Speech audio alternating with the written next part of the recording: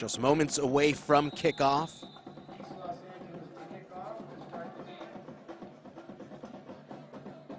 Back deep to receive will be Cedric Hood.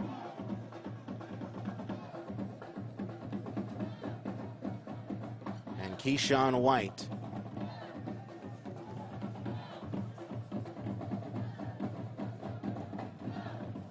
Juan Rangel goes with the short kick. It might be recovered by the Huskies, and it is. So the Huskies instantly start off with a little bit of trickery. Absolutely. You know, East Los Angeles College has had a reputation of really making mistakes, back-breaking mistakes, and they come out here, surprise them, and what a start. An excellent start for East Los Angeles. They'll take over on the Viking 43, so already in Viking territory to start the ball game, and leading the Huskies on offense will be Miguel Aguero, the product from Schur High School. Comes into the game with 2 touchdowns, 1 interception. Aguero inside the pocket under duress will manage to get back to the line of scrimmage. Yeah, and the pocket really collapsed there. He had nowhere to go. Looks like there's a player down right now. Cesar Gutierrez. He's a sophomore, one of the leading guys, a veteran guy on, the offensive line. Could be a bad break for the Huskies in the early going, but I mean, right there, Aguero, it looked like he was trying to do something. He had a couple of receivers open, but again, the pocket collapsed. He had no time, and you can't do much about that. It's good to see Gutierrez trot off the field. So it'll be 2nd and 10 from the 43. Second down for East Los Angeles. It's like they're going with the empty look again.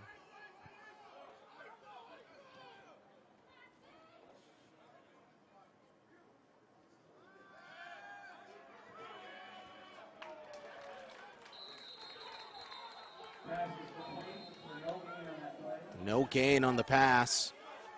It was completed to Jolly. Yeah, and you could tell they were trying to get the screen going there, but, Long Beach City College read that all the way. Quarterback Victor Bates, he read it, he saw it coming, and, having a guy like Jolly, you want to get him out in space, and, he has the speed to make something happen, but nothing going there. Huskies will operate out of the gun.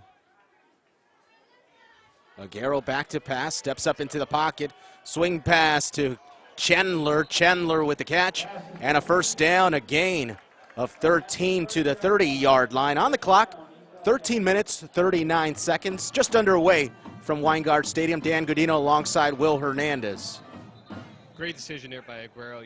That's the type of play you saw him make time and time again when he was at Schur High School.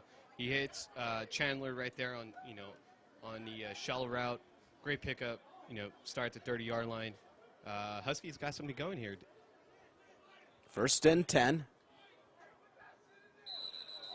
Lots of movement early on. Number 76, 5-yard penalty, and then first down.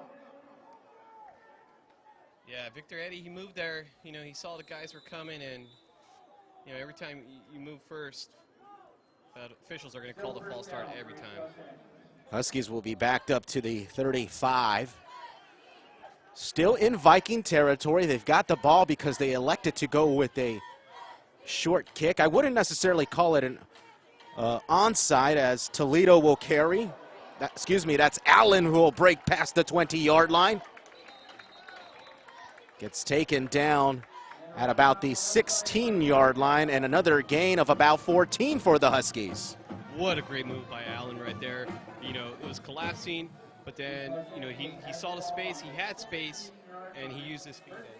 He was great pickup. The Huskies had the ball rolling inside the red zone. A touchdown here could really get them some momentum going forward, and it's a big game for them, Dan. On the game clock, under 12:20 now. Another carry by Allen, this time they'll lose a bunch. A loss of 6 on the carry. Second down for the Huskies with the ball at the point. Under 12 to go, first quarter. No score, 0-0 ball game. Yeah, and the DB, Jack Canova there, he made a good read. He saw it going, and so far you see the Huskies trying to, get their players out in space, specifically to the outside, and you can tell Gudino read that all the way.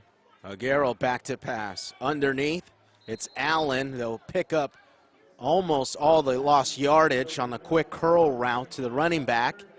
Gain of about 5. Now it'll be 3rd and long. So let me ask you this, Will. If you don't get the first down here, 4-down territory? I think they're probably going to settle for a field goal if they can't get it here. But, this is, conference game. So, you want to – obviously, they already came out, for onside kick. So Gambling, right? Yeah, they're gambling, and Godinez isn't afraid to take chances. So it depends on what they get here. Interesting formation. 4 wide on the right-hand side. Aguero looking towards the right-hand side. It's caught by Munguia. Munguia will get past a yard from the original line of scrimmage. A gain of 3. I believe the kicking unit for East LA is coming onto the field. On the game clock, 10:40 and rolling. No score. 0-0 ball game. Yeah, you know what, Munguia, he had some space right there, but Aguero just didn't get enough on that throw, and, it's a short gain, and, rightly so. Gudinez is going to trot out. Kicker Javier Valdivia. The lefty kicker's kick is up and through, and the Huskies will open up the scoreboard 3-0, 10-13 left here on the Huskies Football Network on Sportsnet USA.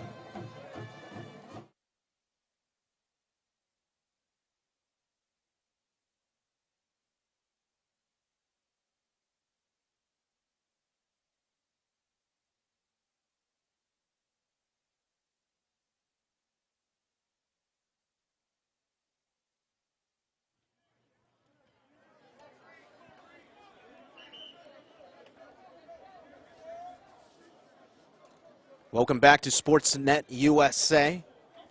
Live coverage of Huskies football. It's the conference opener for the Huskies.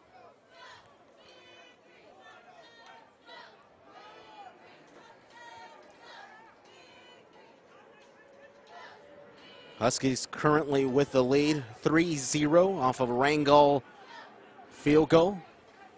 On the game clock, 10:13 to go. You could see the Long Beach personnel now bunching up closer. They understand that East Los Angeles might give them a trick or two as the ball falls off the tee.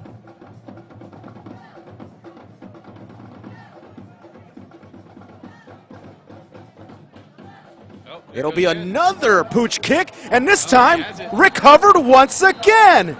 Back-to-back kickoffs recovered by East LA. Viking offense will stay on the sideline. And maybe this is what Coach Godinez wants to do. Last game, in the Vikings' last game against Cerritos College, they hung up over 40 points. So maybe that was a bit of luck there. The ball ricocheted off of the Vikings player, and Dion Collins was able to recover it.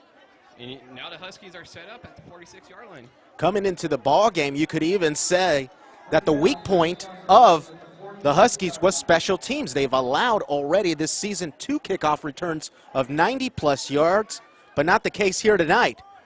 It'll be Chandler with the carry, goes around the edge, gets past midfield, a decent pickup of about 7 to the 47-yard line of the Vikings. On the game clock, 9:55. Going with up tempo here. Chandler once again picks up the first down, gets spun around. Taken down inside the 40-yard line, injured player on the field. to an already depleted Husky offense as far as running back position goes. Yeah, and that's a very unfortunate break for the Huskies because you already lose Cesar Gutierrez, and now you lose one of your main guys, Dixon Sueli, who, so far at least in the first two plays of this series has been really creating a lot of holes there on the right side for the Huskies. So this could be a tough blow for the Huskies. But Dan, you were mentioning earlier about special teams. I think it's safe to say that special teams was a major priority for Coach Godinez during the bye week. Oh, without a doubt. I mean, you read it by Tazio Garcia, our own writer here for East Los Angeles' website. He mentioned how the lapses in special teams created so many opportunities for Southwestern. On special teams, there was a block punt as well, as the Huskies will operate out of the gun. Bubble screen far side, caught. Past the 40, inside the 35, gets spun around. It's Jolly with the catch. Flag is thrown. On the game clock, 9:17, East Los Angeles 3, Vikings 0. Yeah, Dan, I think this is probably going to be a chop block or some type of holding penalty. Jolly had space, and, it looked like it was going to be about a 5-yard gainer, but, the holding penalty there is going to push a little bit back, and let's see what they could do. But, there's no question that, ELAC, the Huskies spot something on the outside of the Vikings defense, and they're really trying to exploit that so far. I mean, almost all the plays have been to the outside. I expect to see more of that going forward. We'll get the call from the head official. Holding, number one, 10-yard penalty. After the play is over, dead ball, main hit, number 11. That'll be a 15-yard penalty, first down. Wow, so the Huskies catch a break. They'll get an automatic first down off of a personal foul, so a dumb mistake by the Vikings benefits East LA. They'll push them up to about, it'll be first and, I guess, 2 yards or so. First and 2 from the 33. And, yeah, you mentioned it. What a break for the Huskies. I mean, it looked like it was going to be, they're going to go backwards, and now they had the ball at the Vikings' 33-yard line, first and 2. I mean, so far, so good for the Huskies if you're Coach Godinez. And let's see what Aguero could do here. He has really good position, and, in the last drive, he had a chance, but wasn't able to get into the end zone. Speaking of Coach Godinez, he's actually in the press box tonight. End around to Chandler. Another flag is thrown. In the game against Southwestern, it's something Coach Bobby Godinez doesn't really want to talk about, but we will. Coach Godinez was kicked off the field. So another holding call against East LA. Coach Gudino against Southwestern got onto the field. The officiating crew did not like that. They send him off into the locker room. He was suspended for this ball game, not allowed on the sideline, but he is in the booth.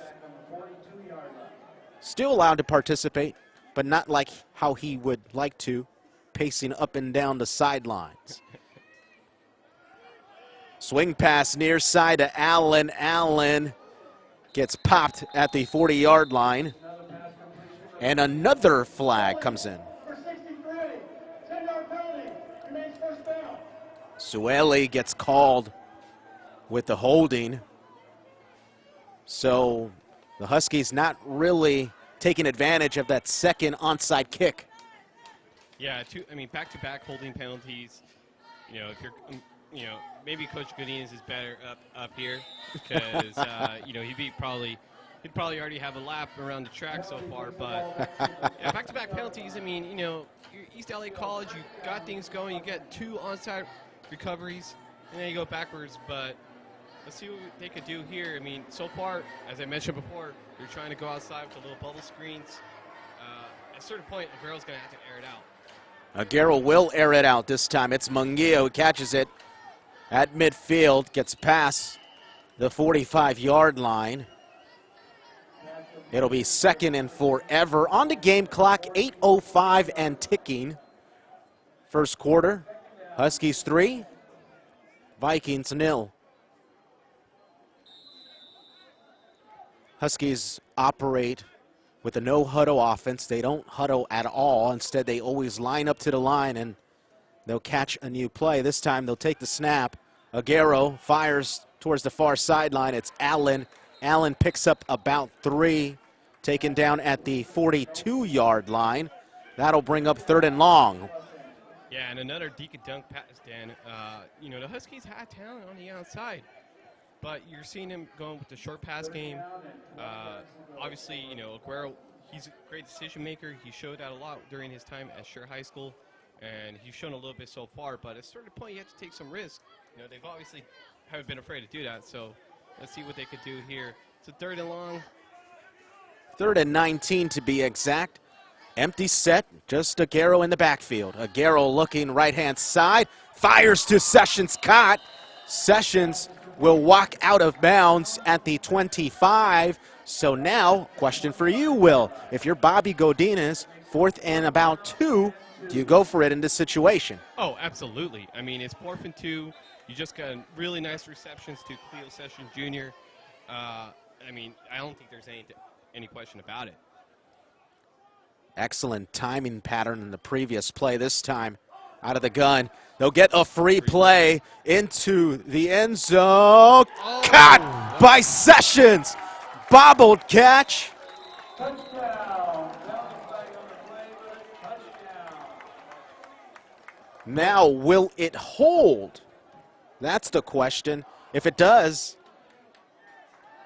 it'll be a 25-yard touchdown pass. So the Huskies off 2 turnovers already, 9 points on the game clock, 6:35. The connection, Aguero to Sessions. Yeah, that was a great way to concentrate there by Cleo Sessions. You know, as I was mentioning earlier, it was a lot of dink and dunk, and you know, you saw the last 2 passes by Aguero. He takes a bit of a deeper shot, and right there to Cleo Sessions Jr. You know, they only needed Extra point, no good. So the ever so crucial extra point might come back and haunt the Huskies. But wait, there's a flag on the there's a flag, so things definitely going in the direction of the Huskies. Wow. Yeah, I mean, if you're Coach Bobby Godinez, you can't get out to a better start. I mean, things are just going the Huskies' way so far. 2 onside recoveries. You get that 4th and 2, 25-yard touchdown pass. Let's see if he can make it here, but, I mean, so far so good, you know, for the Huskies. I wonder if Coach Godinez, if things continue to go his way, the rest of the season, does he stay in the box? No, he won't. I mean, if I was him, I certainly would. So after the extra point by the lefty Rangel, a 10-0 ball game on the game clock, 6 minutes, 35 seconds to go. Still in the first quarter, by the way. Really thankful and grateful you could join us here on Sportsnet USA. Live coverage of Huskies football. I'm Dan Gudino alongside Whittier News sports writer and the San Gabriel Valley Tribune sports writer, Will Hernandez. Thanks for joining us, by the way. Hey, it's great to be here, Dan. You know, back in my old school, in my old stomping grounds, East LA College, you know, it's a great, you know, one thing I love about East LA College football is that the fans always come out to support. You know, it's not a huge crowd, you know, it's not like anything like, say, Division I, you're not at a USC game, you're not at the Rose Bowl, but the fans here are passionate, and so far the Huskies are treating them to a good show. Now the Vikings really bunched up on their kick return formation. They're really ready this time. Yeah, I think they've learned their lesson, Dan. I mean, but Rangel will be kicking. Trots to the ball. Squib kick. It'll be taken on by Brown. Brown gets to the 25-yard line. And we'll finally get to see the Viking offense. Well, let's see what happens. I mean, the Vikings, you're down 10-0. This is the first time you touched the ball. This is probably the first time this has happened to him all season. But it's going to be good. Let's see what quarterback Drake Peabody could do. You know, he's a dual-threat quarterback, and I expect to see a lot of him from on the ground and through the air. This appears to be a pistol set, not necessarily out of a shotgun set. Peabody will hand off. It's Jonathan Bonds with the carry. Decent gain of about 4, gets to the 30-yard line. That'll bring up second down. 2nd and 6 or so.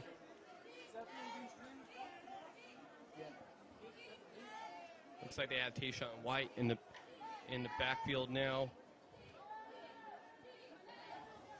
He's actually paced the Vikings backfield. He has the most carries through 5 games this season. Throw near side, it's Bates.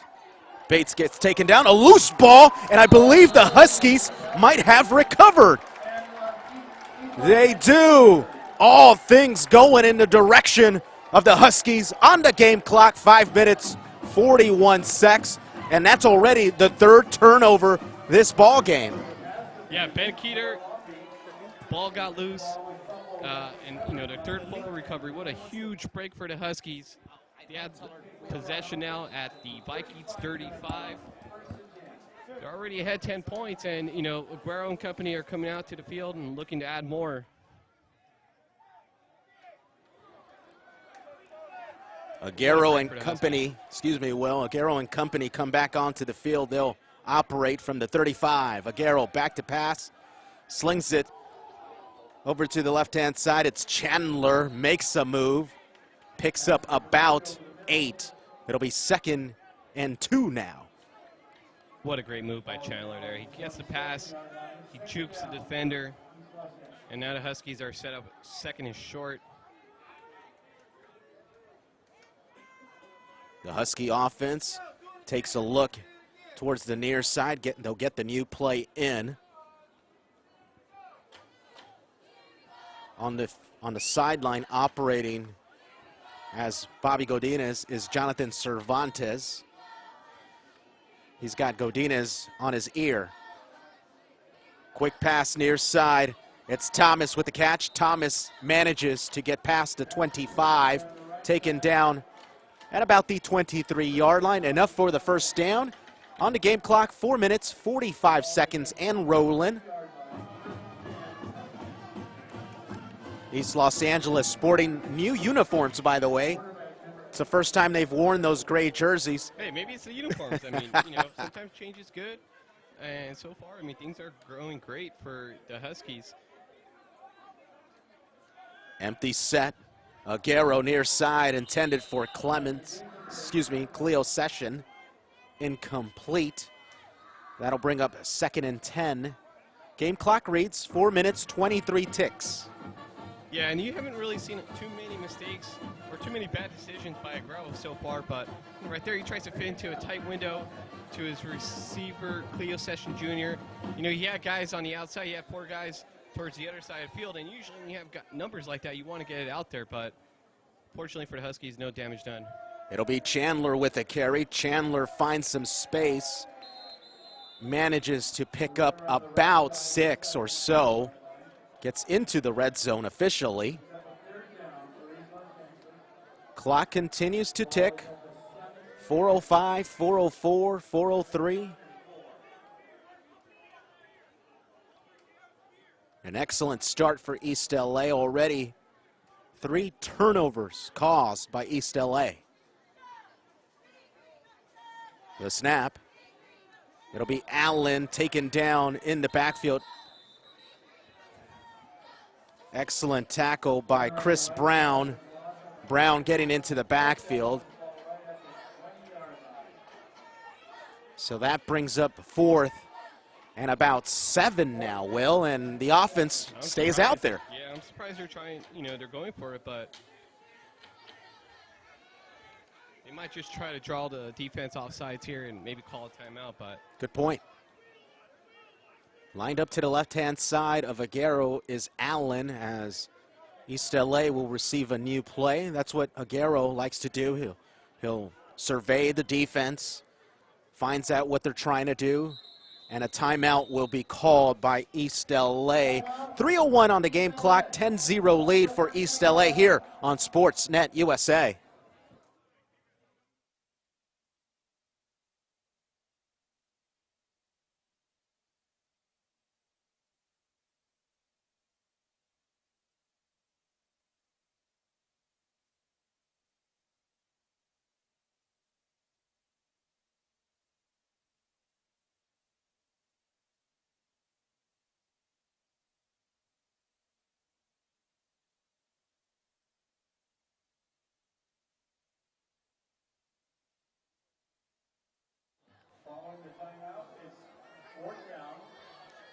Following the timeout from the Huskies, they'll now be attempting a 37-yard field goal.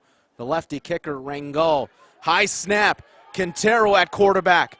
A pass towards the left-hand side. Flag is thrown. I don't know if that was designed or not. I don't think that was a design. I think it was just, bad snap. The holder wasn't able to. Ineligible downfield. It's the offense. That rally's declined. First down, Monday. Yeah, Dan, and that was clearly a broken play. I don't think that was designed at all, and that's why you see the penalty there. So ineligible player downfield will create a turnover on downs. Game clock reads 2:53, but East LA still up 10-0. You got a sense that 10 points is not enough against the Vikings. Not at all, and the Vikings actually found themselves down several scores in their last contest against Cerritos College, so the Huskies have gotten a little bit of fortune so far, obviously with the 2 onside recoveries and the fumble there, but we'll see what they can do here. The Vikings have a potent offense, but now that they're down 10-0, they're most likely going to look to air it out. You might be right, as Peabody and the Vikings operate in an empty set. Nobody in the backfield but Peabody. Peabody is actually the son of the coach. Yeah, and I got to say, Drake Peabody, he's a good quarterback. He's a dual threat, as I mentioned earlier. He's rushed for over almost 200 yards and 4 touchdowns. And however, he has a touchdown interception ratio of 10-6, so he does have a tendency of giving the ball back to the other team. But certainly they're down 10-0, so obviously there's still a lot of time left, but let's see what. So the Vikings taking forever on offense. This might be a delay. Oh. Came up out of formation. 1-yard penalty. Remains first down. So the mistakes continue to pile on the Vikings as a false start is called. That'll back them up to their own 15-yard line. Game clock still stopped at 2:53. East LA still holding on to a 10-point lead. Peabody out of the gun, handoff straight up the middle. Decent carry.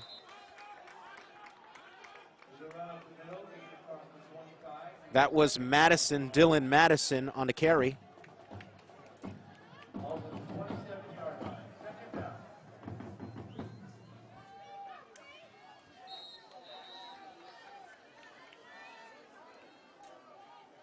Vikings keep it on the ground with White. Tayshawn White manages to pick up the first down, a gain of 4 that time. Yeah, and the Vikings love to rush the ball. They ran it 47 times against Cerritos College, even though they were down. That's a lot. Yeah, no question about it. And, Tayshawn White's one of their main guys, and they're probably going to look to feed him a lot in this game today. Peabody will fire down the sideline. Well defended by Mitchell Williams. Williams able to get his left hand in there. 2nd and 10 from the 31. Game clock, 1:58, first quarter still. Yeah, and you can see Peabody was looking to find his favorite receiver, Patrick Lee, who has 17 receptions this year and 4 touchdowns. And, he was taking a shot there, but really good defense there. East LA just too jittery, too anxious on that play there. Offside. Defense number 57. Contact with the offensive player. 5-yard penalty. Remains second down. That's the big D tackle, Ben Key, the product from Cathedral High School. My alma mater. Had to throw that in there, huh? Absolutely. I mean, all guys who come out here are great football players. However, it's a really good start for ELAC so far. And, you can tell right there they're a little antsy, but we'll see what happens here on this play. A rollout by Peabody. Pass almost intercepted. Late flag comes in for some reason.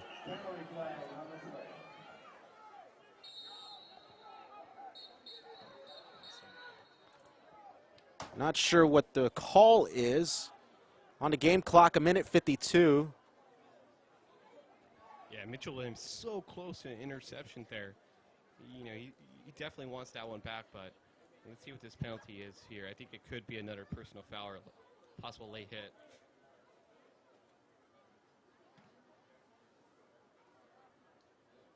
Officiating crew still discussing. Here's the call. He also downfield, number 54. That'll be a 5-yard penalty. Be second down.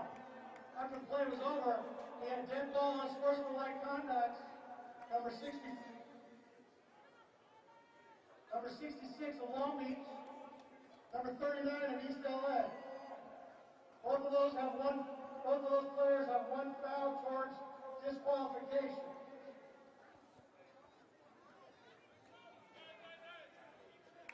So extracurricular activity after the play from both sides, that'll be negated. Instead, the ineligible receiver downfield will be counted. That'll back them up to their own 31. So 2nd and 10, we go again. 1:52 on the game clock. Peabody and the Vikings operating out of a 2-by-2. White lined up to the right-hand side of Peabody. Peabody back to pass, 3-step drop, avoids the defense. This time he doesn't on the near side. Sack. That's Chris Jolly, the product from Pasadena. And that was great pressure there by the Huskies. Peabody actually had a guy down the field, but the pressure collapsed, the pocket collapsed, and that was a really great play there by Jalen Jolly. Now the Vikings are 3rd and 12. Or so, yeah. Clock continues to roll, 1:15 and rolling, still in the first quarter. Peabody fumbles the snap, picks it up at about the 18, will fire near side, incomplete. Well defended. It's Jolly once again. Absolutely. And that play kind of sums up the type of first quarter it's been for the Vikings. You have a bad snap, almost a fumble there, and I mean, if you're the Vikings, you're actually happy that it was dropped, because then you're looking at another loss and possibly giving the Huskies good field position again. Back deep to receive for East LA is Cleo Session.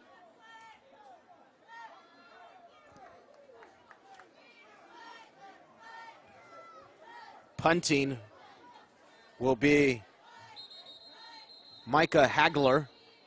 Timeout, East LA. East LA will call timeout with 1:03 left first quarter. So will we here on Sportsnet USA.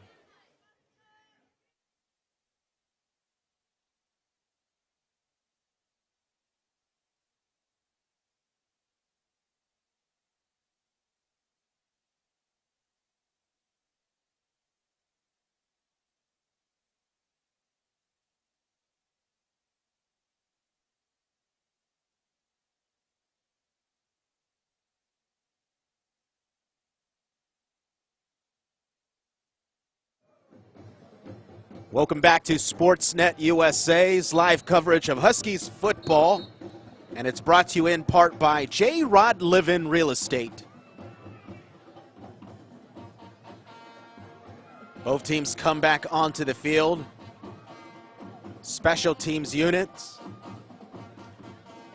If there has been a weakness to East LA, it's been the special teams this year, but not the case in this ball game. Not the case at all, Dan. I mean, 2 onside recoveries so far.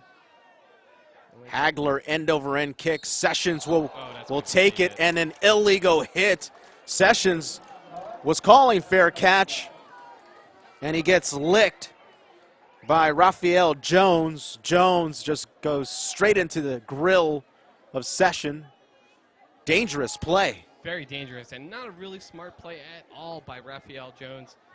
You saw Session. Number 28, that's a 15-yard penalty. First down. So the special teams mistakes for the Vikings continue.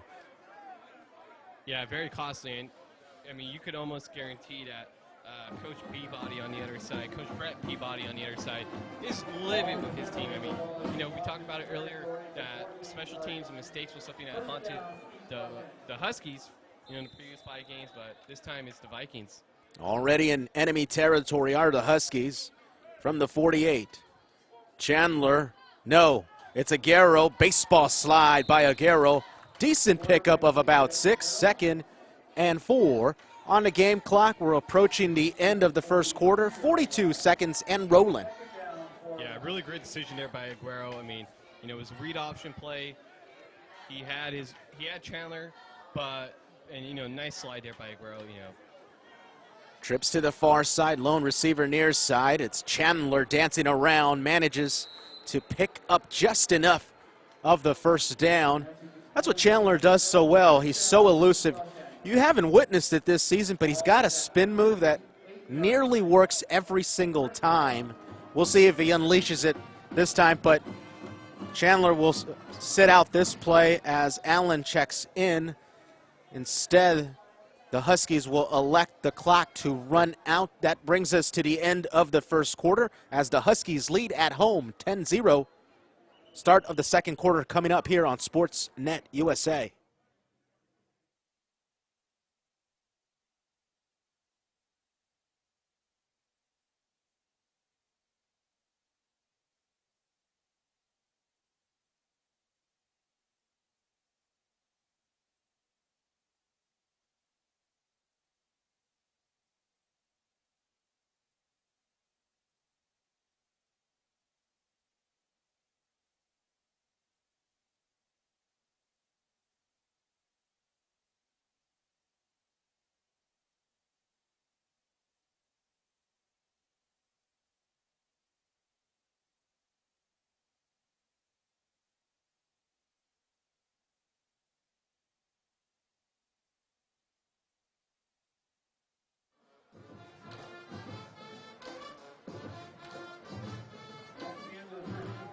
They'll switch sides.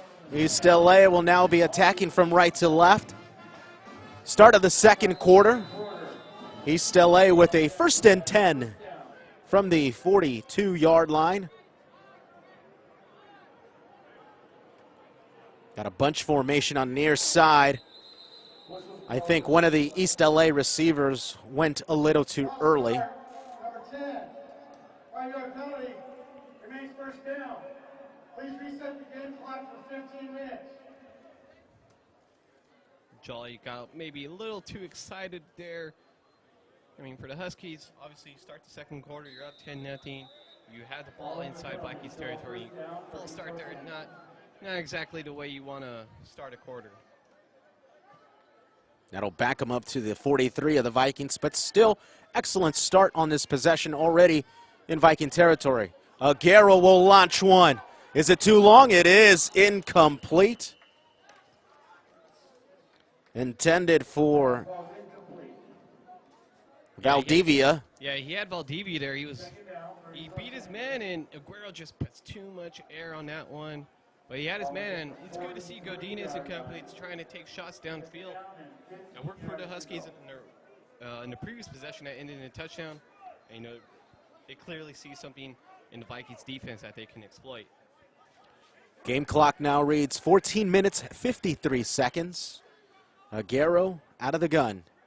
In motion, Jolly. Jolly with the end around. Gets around the edge. Breaks the tackle. Spin move past the 40-yard line. Able to get to the 39-yard line. Nearly gets back all the lost yardage from the penalty.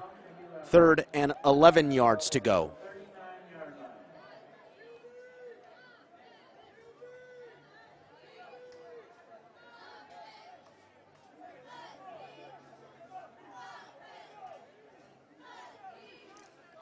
Aguero out of an empty set, trips to the far side. He looks towards the far side. He'll fire. Way too long. That's something that Aguero has not really done well this ball game. It's the long ball. Yeah, and he had Gardner. He looked like he was 2-on-1 down there. He had him. I mean, Gardner had a step on his defender, but again, Aguero puts too much on it. And you understand why he took that shot. It's 3rd and 11. You know, they're still inside Vikings territory. And if you get that reception, you know, they're inside the red zone. But, you know, back-to-back overthrows by Aguero there. Ricky Quintero comes in to kick.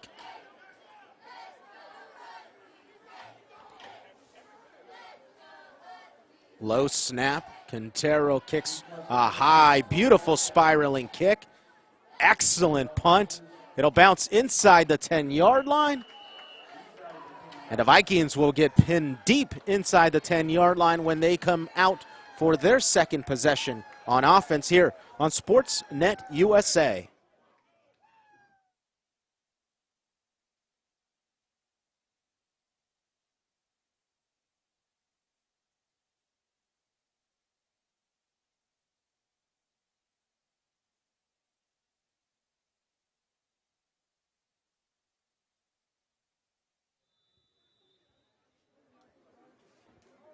We're in the second quarter, 13:56 on the game clock, and this is barely the second possession on offense for the Vikings. Yeah, it's a big possession for the Vikings. Peabody handoff to Jones. Jones will carry to the 15-yard line. Pickup of 5 yards, 2nd and 5 yards to go. Yeah, and that's the first time we see anything from Raphael Jones. He had a pretty good game in his last outing. Scored a pair of touchdowns against Cerritos, and there's no doubt that Coach Brett Peabody's going to look to get him going here.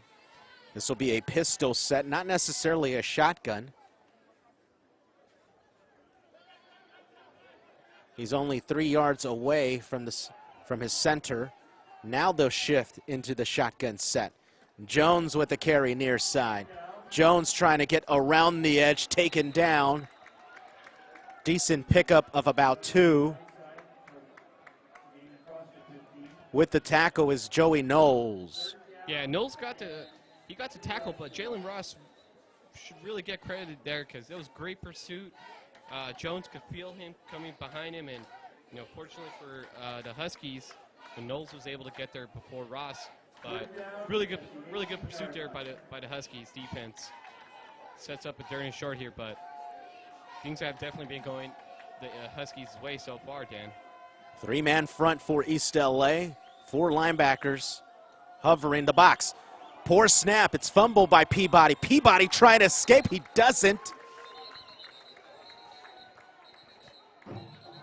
Tali Amosa with the tackle.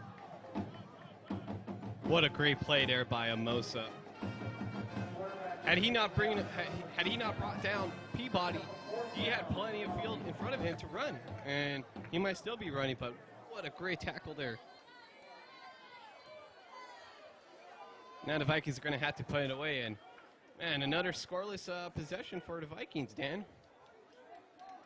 2 possessions, no points thus far. On the game clock, 11:45 and rolling. Back deep to receive is Session as he stands at his own 45-yard line.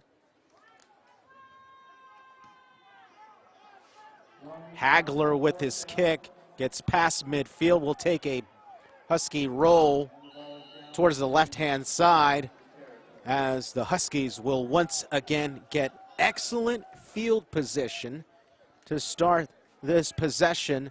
11:26, second quarter, 10-0 East LA with the lead.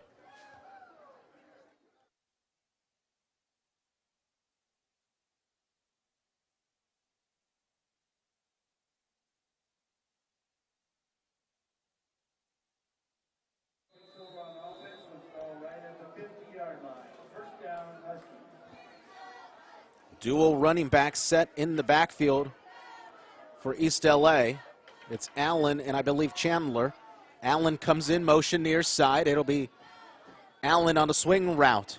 Allen makes a move, cuts it back towards the middle of the field, gets past midfield. Just a pickup of 2 yards, hard-earned 2 yards. Yeah, and you see some of the elusiveness by the former Marinetta product, David Allen. Really slippery there, but once again, Danny, you see the Huskies trying to exploit the outside of the field. East LA now operating with the tight end for the first time this ball game. It'll be Cottrell on the near side, number 29. Handoff over Cottrell. It was Allen with the carry. Pickup of about 3. That'll create 3rd and 5 yards to go. Yeah, and that's going to be another back-breaking penalty for the Vikings. Looked like it was.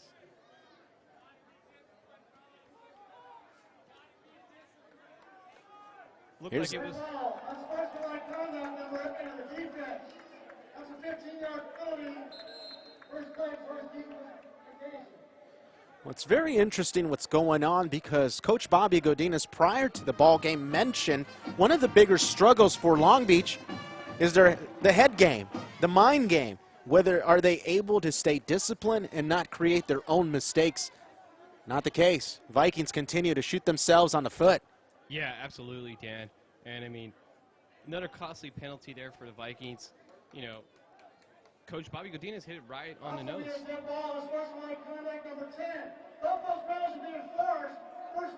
So free 30 yards given to East LA. That'll put the Huskies inside the red zone at the 15-yard line on the game clock. 10 minutes, 37 seconds. Yeah, and that was not a smart play there by the Vikings. If you ask me, it looked like the head referee was excited to announce that. Head coach Brett Peabody will call the Vikings to the sideline with a timeout. They'll discuss their problems when we come back here on Sportsnet USA. Huskies in the lead, 10-0.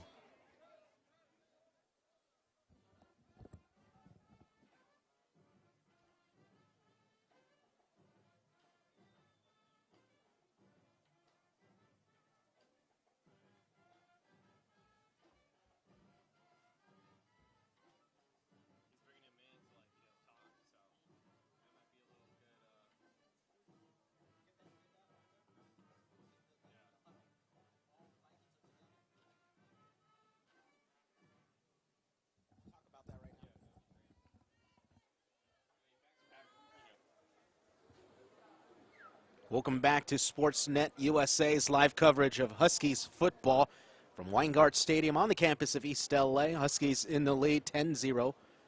Clock reads 10:33, second quarter. The Vikings just finishing up a meeting on the far sideline, all of them. Yeah, and Coach Brett Peabody, I mean, you have back-to-back personal foul penalties there on sportsmanlike conduct, excuse me. It looked like it was their defensive back, Justin Allman. And, you know, that's 30 yards in no plays whatsoever for the Huskies.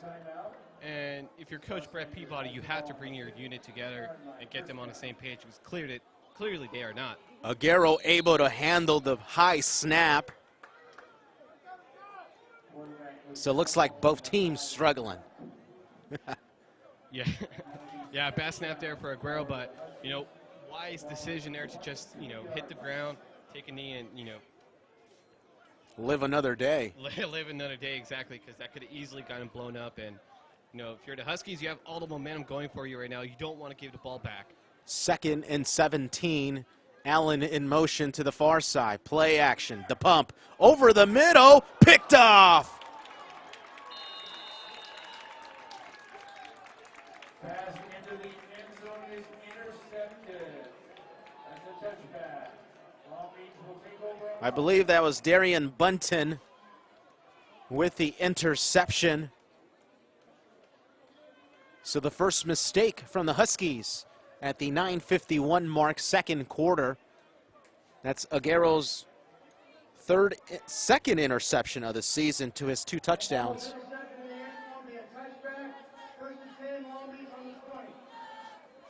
And as we mentioned before, Aguero has built somewhat of a reputation of not making too many mistakes. But right there, he had a guy downfield, but you gotta give the defense back credit. He read it all the way and made a great play. Everybody else bid on it. Peabody under duress, slips a defender, will roll out, escapes, and will pick up a decent gain of about 13 to the 33-yard line. And you see Peabody's ability to, make something out of nothing. The pocket was collapsing. He had a guy breathing down his neck, and, he gets out of the pocket and, picks up a gain about 13 yards.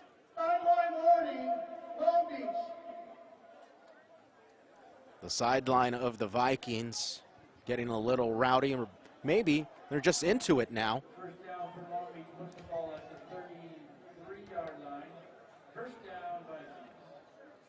Clock reads 9 minutes, 24 seconds, if you're asking. Second quarter. An excellent start to the ball game for East LA, recovering 2 onside kicks, recovering a fumble, but the first mistake on offense for Miguel Aguero, an interception into the end zone. And here we are, Peabody back to pass. He'll dump it off underneath to White. White slips a defender, goes out of bounds.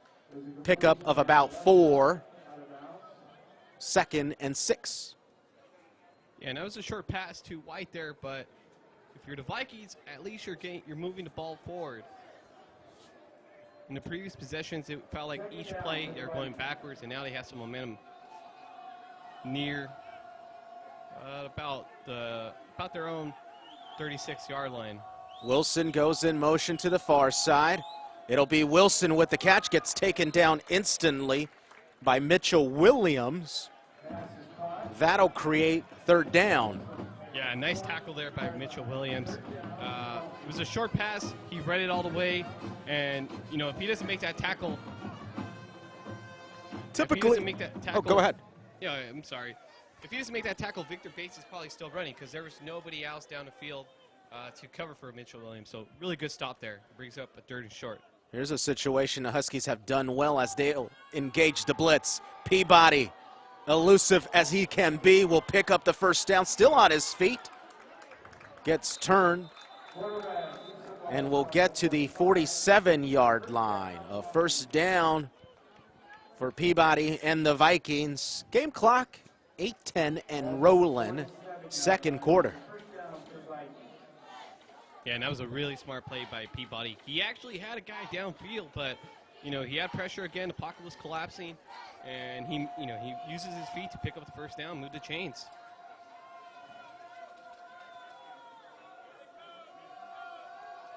Out of a shotgun set. Quick pass near side, incomplete. Intended for Bates. Yeah, and if you're the Huskies, this is a huge possession on defense because, you know, obviously you're driving right now. You turn the ball over, but you don't really want to give up anything to the Vikings and give them some momentum going into halftime. I mean, as we've seen so far, Dan, it's been all Huskies in the first half. Vikings just 3 yards away from being in Husky territory for the first time all ball game. Yeah, and that's really, I mean, that's a shock to me at least because, you know, the Vikings have a really good offense, and we've seen so far what they could do, but. Pitch, another fumble. Raphael Jones not able to handle the pitch from Peabody. And Ben Key there, you know, he gets the Cathedral product. He falls on the ball there. You know, Jones isn't able to, you know, handle the pitch cleanly. And Ben Key falls on the ball, and what another break for the Huskies. Red ball, that's sportsmanlike number 2, East LA. That is his first foul, first disqualification. That 50-yard penalty enforced. It'll be 1st and 10, East LA. Just when you think East LA might just push forward with a bit of momentum, a bonehead mistake puts them back into their own territory. They should have started inside the 35 of the Vikings. Not the case. They'll start from their own 45, but still 7:36 on the game clock. Plenty of time for both teams. Yeah, and I think that was just one of those things, one of those you know, penalties where DeLon Collins was just pumped up about the turnover, but again, you don't want to, you don't want to put your.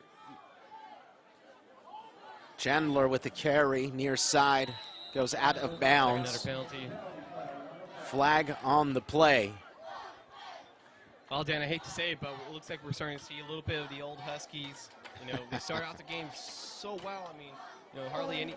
74, 10 yards from the previous spot. And then first down. You're right. Continue. Yeah, I mean, the Huskies are going backwards. I mean, you can almost hear Coach Gudino is over here in the press box, but you get another. I mean, I believe that's their 4th turnover that they've recovered so far. You know, it is. Last thing you want to do is start going backwards, and give the Vikings any hope going into the locker room. 1st and 20 from their 35, Huskies. Aguero, play action. Bubble screen, far side. It's Session. He'll go nowhere. He gets forward progress, and he's given a yard. Not surprised with the play call there. It's a short pass. After giving up the interception, you're probably going to see Aguero go with more short passes and not take too many chances. And the last thing you want to do here is get the ball right back after you get the ball back. So, smart decision, but at the same time, you want to see the Huskies take a little bit more chances. Maybe not as deep as they had the last possession, but. Bunch formation near side. Aguero steps up. Aguero with plenty of space. Fires, caught. It's Sessions, and a big pickup of 20-plus yards. A flag is thrown. I believe Aguero passed the line of scrimmage, possibly. Yeah, I was about to say, it looked like he passed the line of scrimmage. They didn't call it at first, but then the referee just threw it right now. Let's see what the refs call it, but. Two fouls on play. Eligible downfield, number 63. That penalty declined. Illegal forward pass, number 8. That'll be 5 yards to the spot of foul. Loss of down. 3rd down. So things get worse, at least in this possession for East LA.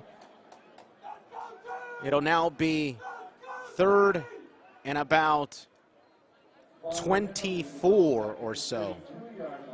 Yeah, and that was not a smart decision by Aguero there.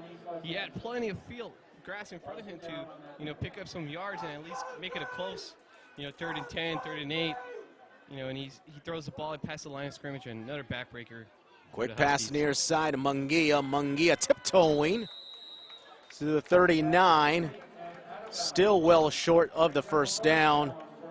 I guess that was a field position decision on that play. Just trying to give Ricky Quintero a little bit more leg on the punt. Absolutely, and that's a smart choice if you're the Huskies, because you don't want to take any chances and possibly turn the ball right back over. Quintero's kick is a wobbler. It'll bounce at the 31, take a Husky bounce inside the 20. And when we return, 6:08 second quarter, 10-0, East LA still with the lead.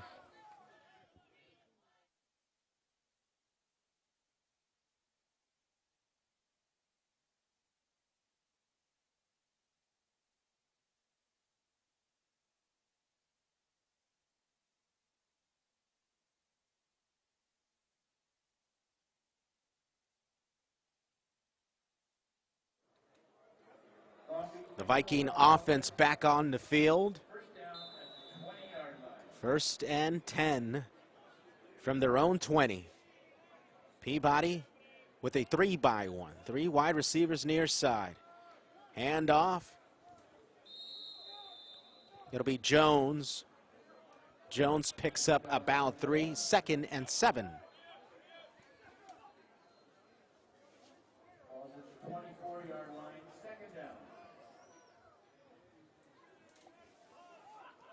This time it's Tayshawn White who's in the backfield, lined up to the right-hand side of Peabody. They'll shift around, get a new play in. East LA is threatening with the defense. They'll go into a blitz zone. Pass far side, well out of bounds, incomplete, and instantly a 3rd and about 6 or so. Yeah, but there's another flag on the field. Hands to face, number 99 on defense. That's a 15-yard penalty. 1st down. Nathan Tavita, the big boy from Las Vegas, Nevada, getting too physical that time. Game clock reads 5 minutes, 28 seconds, Will. Yeah, and not a costly mistake by the Huskies. I mean, we didn't see a lot of that in the 1st quarter, and obviously in the 2nd quarter it's starting to pick up. And if you're Coach Bobby Gudino, you're not happy at all with these penalties and giving the Vikings some life. Quick pass over the middle, incomplete. intended for Jonathan Looks Bonds. like it's going to be a penalty on the Vikings. And another flag, Will. Yeah.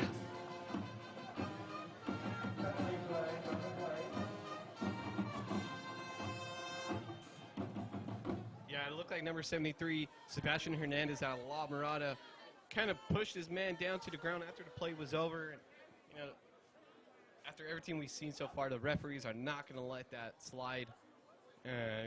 Looks like the Vikings are going to be going backwards. The play was over. Unsportsmanlike conduct, number 99 of the defense. That's a 15-yard penalty. That is his first foul for his disqualification. Tavita just getting too physical. He's probably upset from the previous play. So he's engaged in a battle for sure with whoever's blocking him. Yeah, and this game's getting really chippy. You know, we started out, obviously, Vikings are not going to be too happy with the 4 turnovers, and now you're seeing it for both sides. Handoff, it'll be White. Open space, inside the 20, inside the 10. Touchdown, Vikings.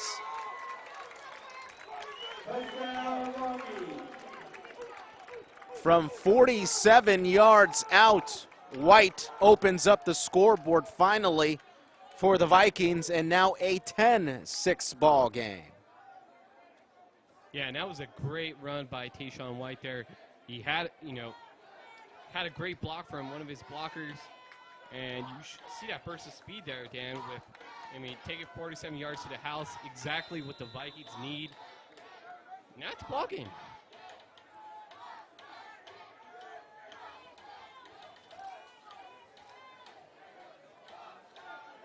Agustin Del Gudino in for the extra point. Kick is up and through. And now a 10-7 ball game. Still in the second quarter. 5:06 remains here on Sportsnet USA's live coverage of Huskies football.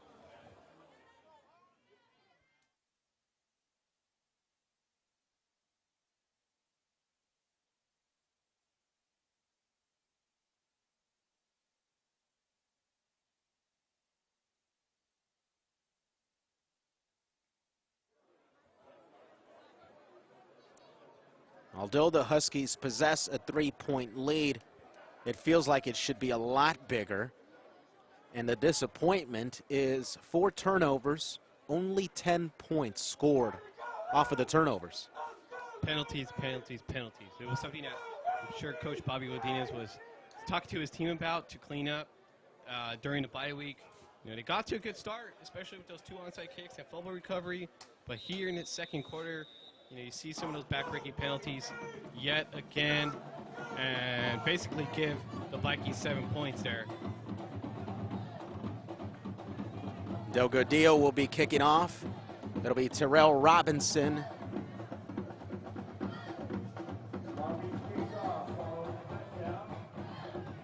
Phillip Reeves from his own end zone runs it towards the middle of the field, cuts it back near side. Gets spun around past the 20-yard line. He'll be taken down at the 23-yard line. And once again, Will, flags everywhere. Yeah, flags everywhere. Looks like this one's going to be coming back. But On the return, illegal block in the back, number 95. 10-yard complete, first down. It's like if the Huskies can't get 2 to 3 plays without drawing a flag or committing a flag. yeah, and, it's really, it's kind of been the story of the season for the Huskies. Mistakes after mistakes. Right. And you're seeing it pop up again, 11-yard line. First down, the Huskies really can't get out of their own way right now.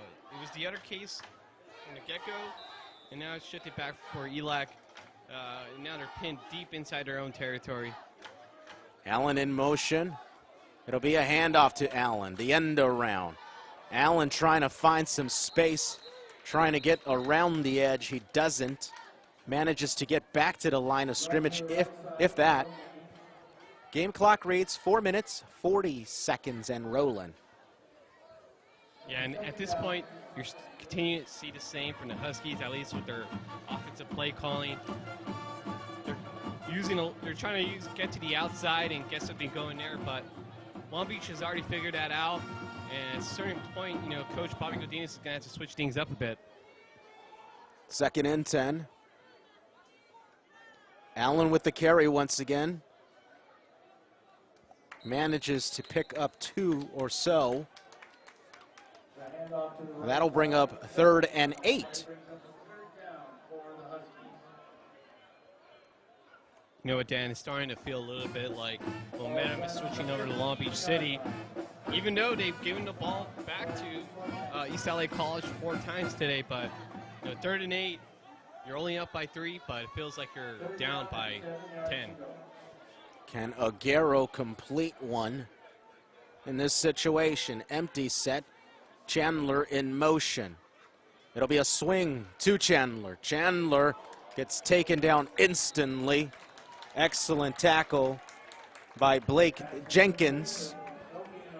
Yeah, really strong tackle there by Blake Jenkins. Chandler really didn't have a lot there to, you know, to work with, and a great stop there by Blake Jenkins. Vikings are going to have really good field possession right before the end of the half. Yeah. And you know, if they get a score here, I mean, it's a whole new ball game, and they go into the locker room with plenty of momentum, considering all the mistakes that they had earlier today. Quintero will be kicking from his own goal line. High snap. Quintero able to handle. It'll take a Viking bounce and instantly down at the 45-yard line. 2:45 left first half. 10-7, East LA with the lead.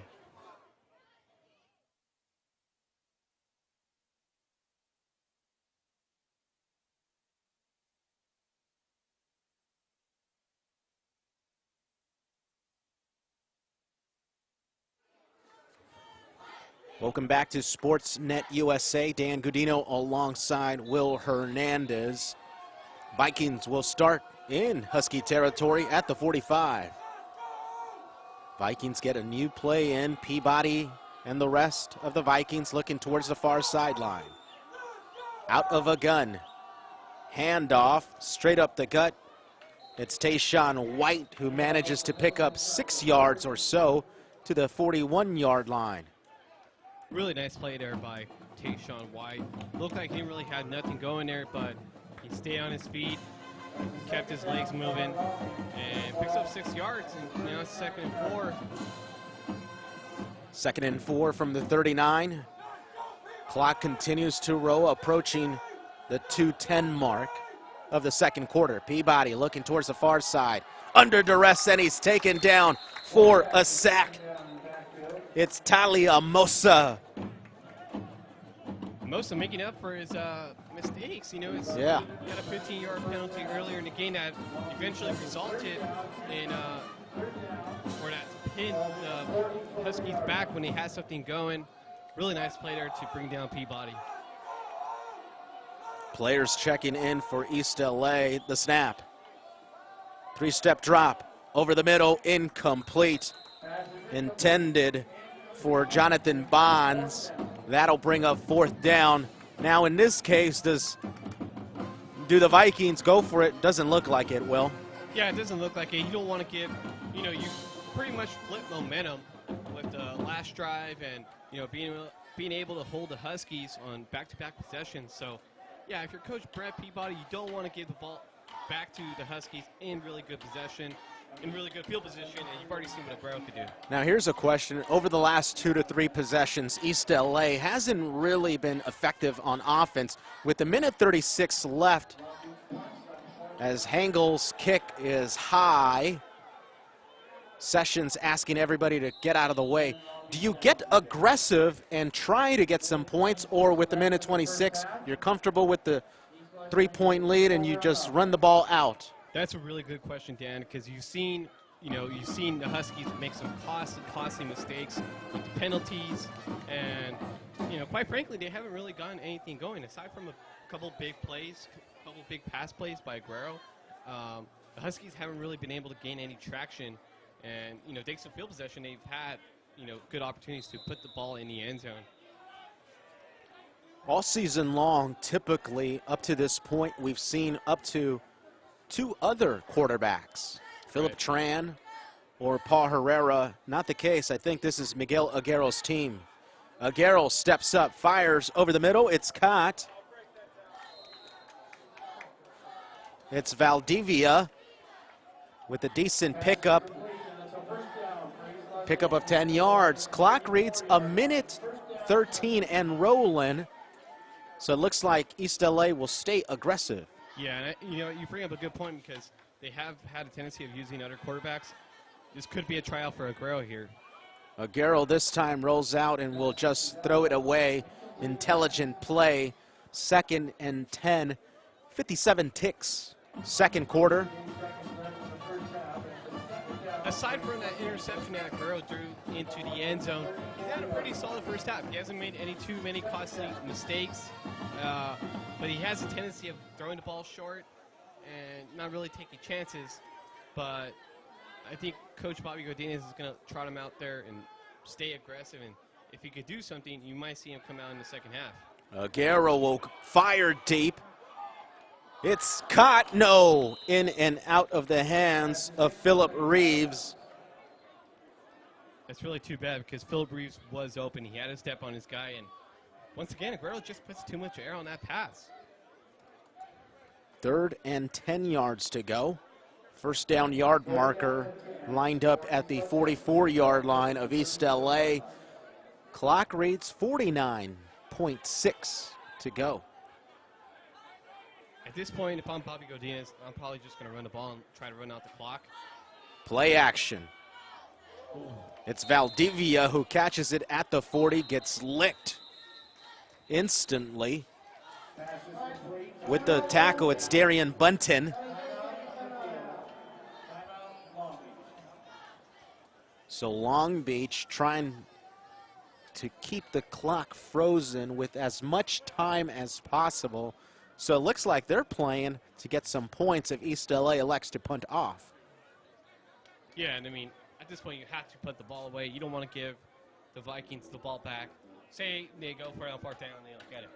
The Vikings start at the Huskies' 41-yard line. You'll have 42 seconds. You see how elusive Peabody is and his receivers. You don't want to give them the ball here. I expect them to punt it. It looks like they are. But if you're the Vikings, you have plenty of time to make something happen. I mean, 42 seconds left. You're only down by 3.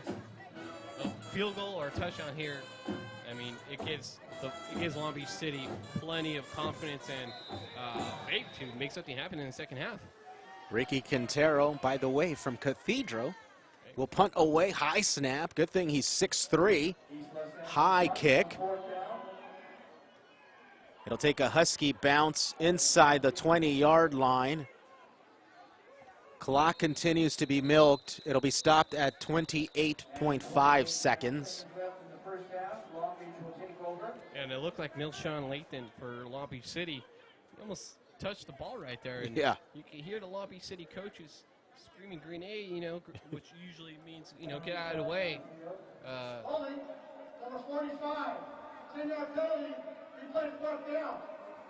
So the Vikings head coach Brett Peabody is playing field position, the chess game that is football.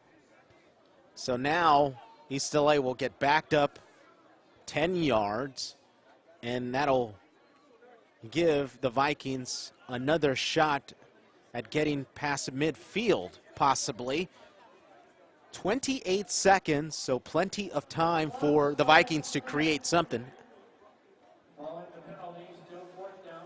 Yeah, another bad break for the Huskies there on the holding penalty. Now there's a potential chance that they get a good return here and maybe get a first down or two. Then they have a potential opportunity to get a field goal. Victor Bates is back deep to receive, and once again, a yellow marker on the ground. I hope you like penalties, Dan. No, not really. Them today.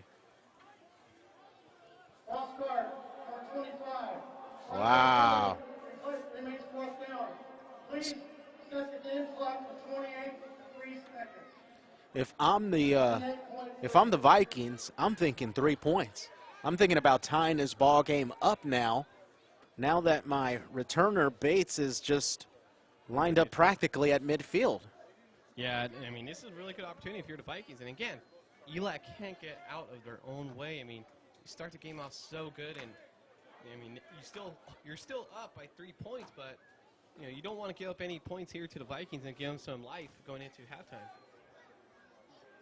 Clock is standing still. 28.3 set for 29 seconds. The official is asking for 29 secs.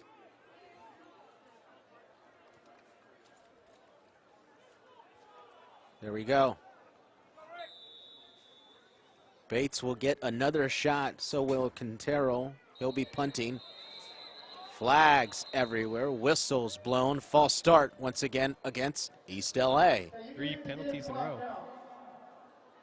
False start, 5-yard penalty, still blocked down. Wow, East LA just continues to dig their own ditch. Yep. And yeah, I mean, 3 straight penalties by the Huskies. I mean, if you're the Vikings, you know, You're feeling good. you're feeling pretty good right now. Good thing Quintero's got a leg. Excellent punt. It touches the defender. It's picked up by East LA. This might go all the way into the end zone. It's Williams who picks it up, but it's going to be called a dead ball at the 31-yard line.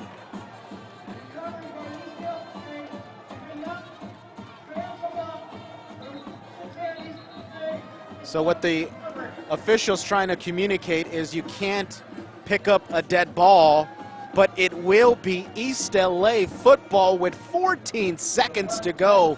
Second quarter, Will. I can't believe this. I mean, I'm guessing Coach Bobby Gudino has had a lot of pairs last night because it's break after break for the Huskies. I mean, just when it looks like the Huskies are, you know, burying their own grave, they get another lucky bounce. And, you know, great play there by Mitchell Williams. You know, really heads up, hits.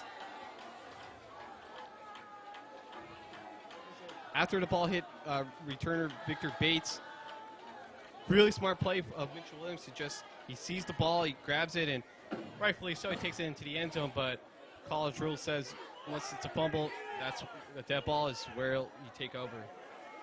Ball marked at the 31 of the Vikings. In at quarterback is Paul Herrera, checking in late to the ball game. Number 11, for a timeout, prior to the delay game. That is their last timeout. You could hear the coaching staff next door livid at the offense. You got a change in quarterback. Paul Herrera coming in for Aguero. Miguel Aguero, maybe a little bit of a cold hand, so they're trying to switch it up with Herrera. Yeah, and that's a real bad play there because, you know, you burn your last. Yeah, they got one left. Well, they have one left, but you burn a timeout. You know, if you get a short pass in the middle of the field, take a timeout, and you settle for 3. Now the Huskies have to vote to, you know, maybe with 2 timeouts they have a potential chance to get the ball in the end zone. Now you just have to try to get some positive yards to set up your kicker to get a good field goal attempt. Out of a 2-by-2. In the gun, Herrera fires far side. Is it caught? No, it actually bounces right in front of the diving Cleo Session. 2nd and 10. That'll leave 7.9 on the game clock, second quarter. Yeah, I believe they're going to put some time back on the clock. It looks like a couple seconds ran off, but 8 seconds left in the first half. looks like they're going to trot out the field goal kicker here. Set the game clock to 10 seconds. 10 seconds on the game clock, please.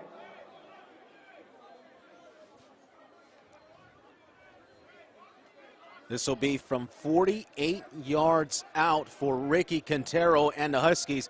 Quintero has one from 54 yards, so well within his range. Absolutely.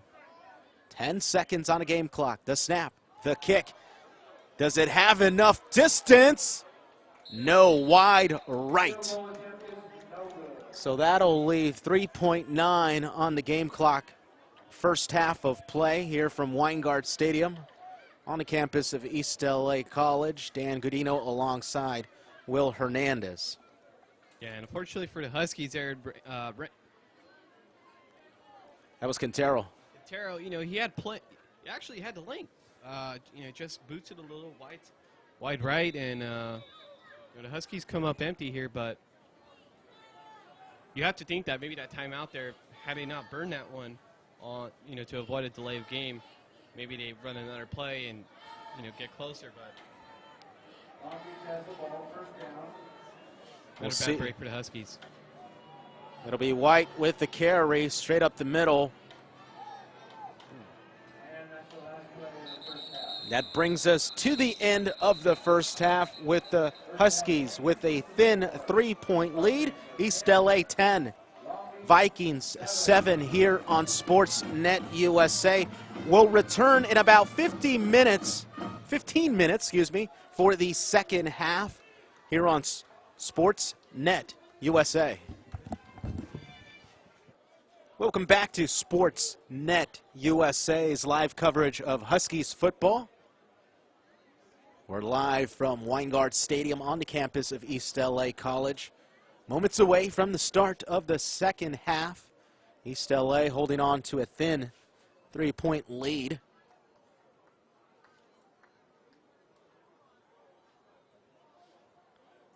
By the way, I'm Dan Gudino alongside Whittier News sports writer and San Gabriel Valley Tribune sports writer Will Hernandez.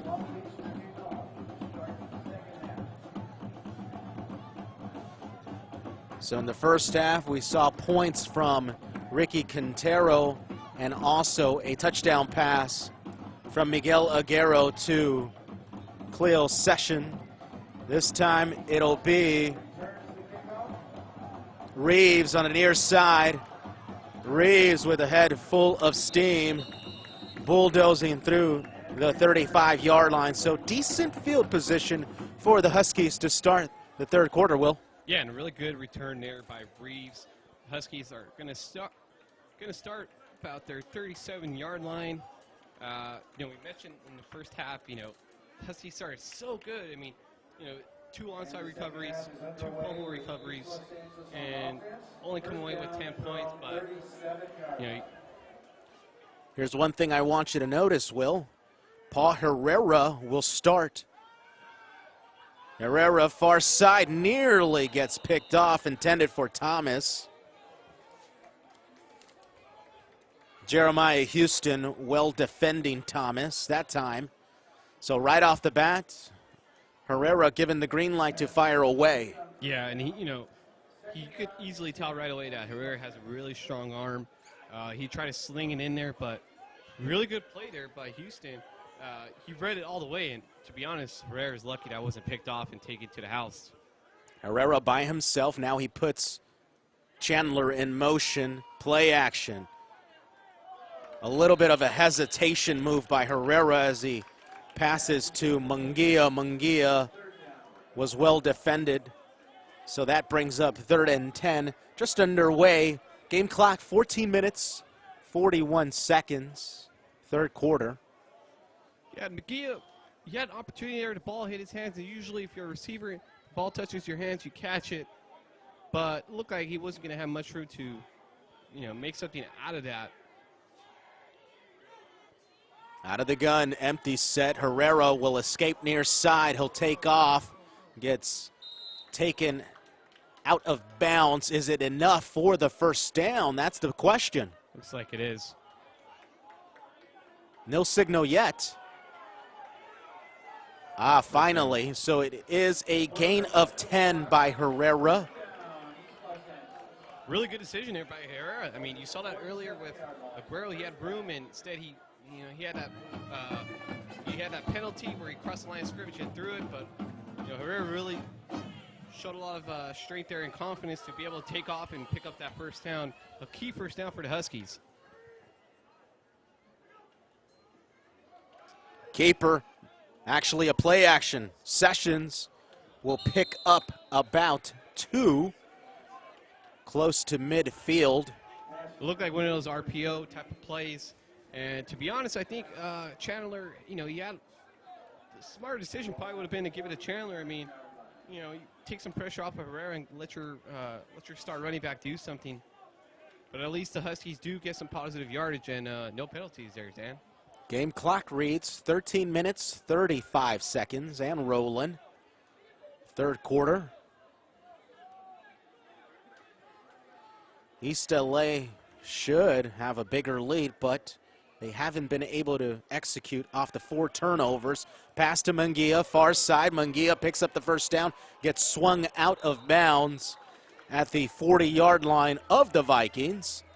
So now finally into Viking territory. Yeah, and Long Beach City coaches, you can tell in the silence they're calling for a holding there, but really nice pass there by Herrera. He gets it to his man, Munguia.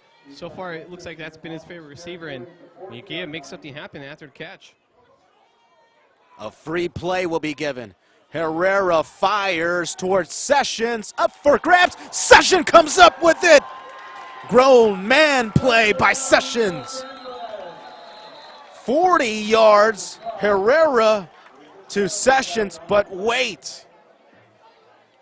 Flag comes in late. Will it stand? Well, we know there's an offside penalty.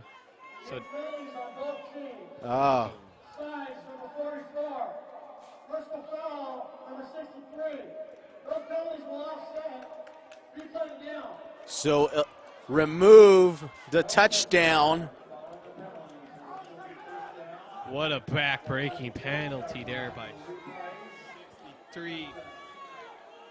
Dixon Swaley, and he's been called for a penalty earlier today, and Twice already. I mean, That's his third one. you wipe off a touchdown there in a game like this, points matter, and really costly mistake there for the Huskies. In similar fashion, that was similar to the first touchdown. Herrera, the pitch outside to Chandler, flag thrown in the backfield. Most likely will be a holding. Clock. Number 77. 10-yard penalty. Still first down. Looks like the Huskies are picking up for where they left off in the first half with all those penalties. Just want to go back to that play. That was a great play by Cleo Session there, to go up on his receiver, Blake Jacobs, bring down the catch and go for a touchdown. But fortunately, it's the same story as we saw in the first half there, Dan. So the Huskies back at midfield, 1st and 20. Herrera looking left-hand side. Dump-off pass underneath to Chandler, incomplete. It was actually David Allen who was the intended receiver, not Chandler. 2nd and 20 now. 12 minutes, 29 seconds, third quarter.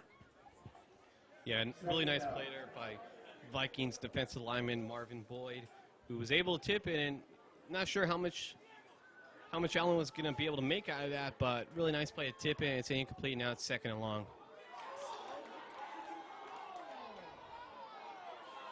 Herrera wasn't able to snap the ball. Pass to the far side. It's Jolly on a bubble screen. That gets blown up instantly, and another flag. Illegal shift. Offense. That penalty's been declined. Third down.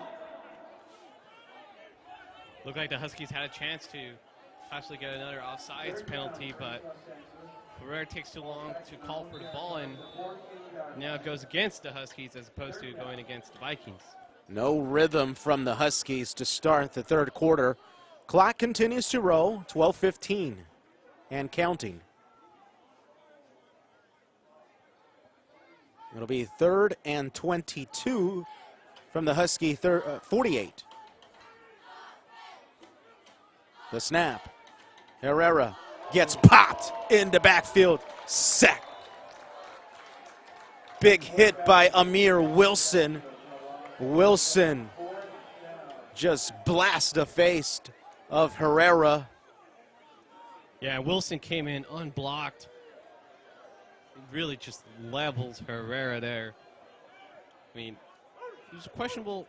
Looked like it was a high shot to Herrera, but really nice play there and stop for the Vikings defense. And now the Huskies have to hope put it away and pin the Vikings back.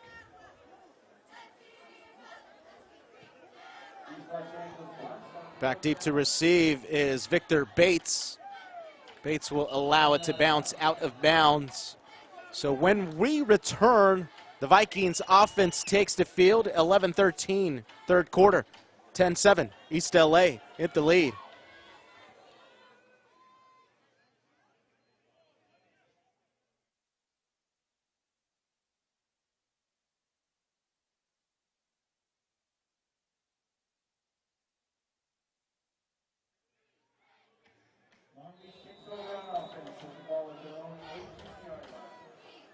Vikings and Peabody and company will operate from the 18-yard line. Peabody fires far side, it's complete. Jonathan Bonds with a decent pickup. Gain of about 7 or so. Second down.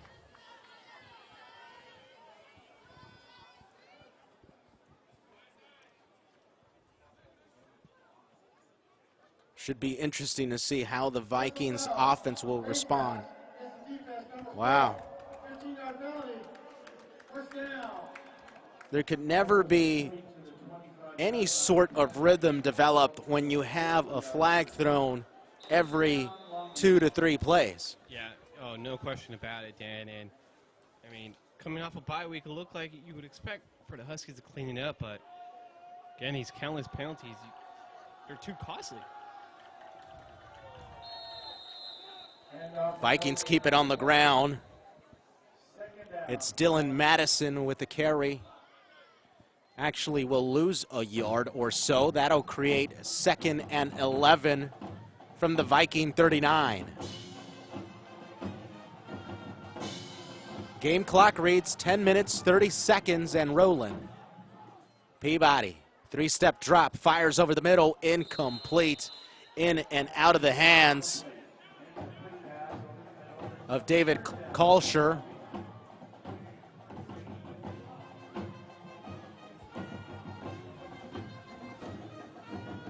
And the Huskies are really fortunate there that the Vikings weren't able to bring it down, because that probably would have been a first down. Huskies need to stop here on third down. 3rd and 11, Peabody fires over the middle. Well defended. No penalties. That was DeLon Collins. And you're right, no penalties. Yeah, no penalties. And the Huskies are fortunate to get out of here. I mean, they had them pinned deep, but really strong stand there by the defense to be able to force a punt after giving up a first down. And let's see if they could get away from this punt without any penalties, Dan. It's been the story of the game for the Huskies. Micah Hagler will be punting away to Cleo Session. Session standing at his own 25. Low snap, able to recover. Session muffs it, able to recover himself. Close call for the Huskies. Sessions is pretty fortunate to be able to come away with that, but I wonder how much of it has to do with the lighting here.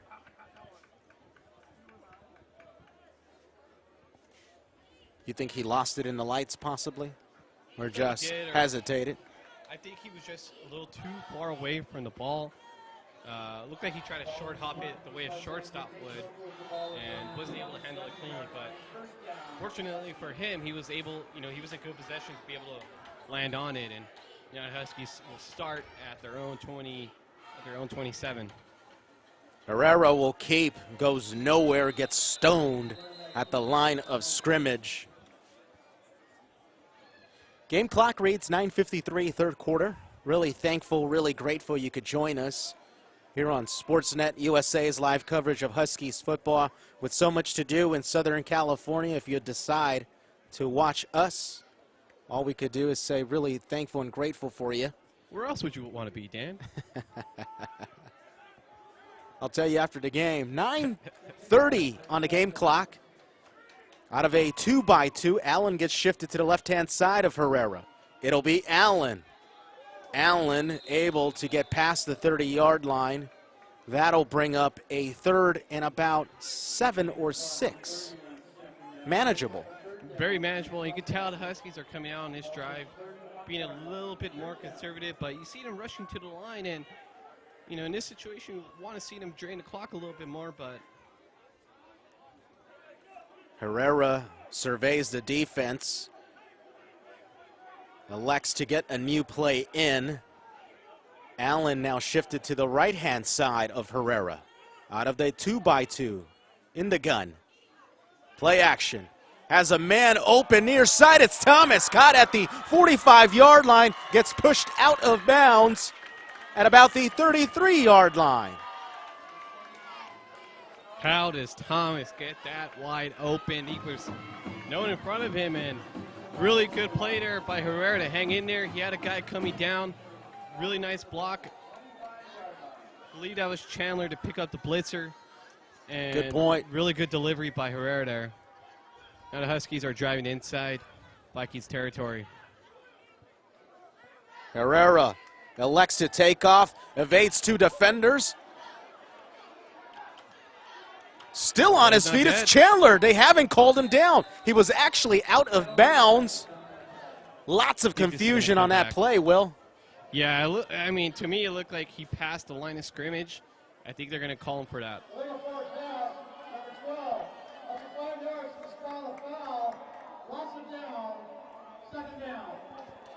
Well, a lot of that has to do with the freedom that these quarterbacks are given, that RPO, the run-pass option. The quarterbacks know they have up to 3 decisions to make. That time, Herrera just, I think, overthinking it. Yeah, you know, he has a lot to deal with. I mean, run-pass option, you want to make the most out of a play, and quite frankly, right there, it looks like Herrera's just trying to do too much, and instead of a big gainer there, Huskies are going backwards. 2nd and 15 from the 29. Clock under 8:05 now. Chandler with the carry up the gut of the Vikings. Chandler spinning off a defender and gets inside the 20. Yeah, really nice move there by Chandler to, keep his feet moving, picks up some yardage. Now the Huskies are in a third and manageable situation here, Dan. 3rd and 5. They're officially inside the red zone now.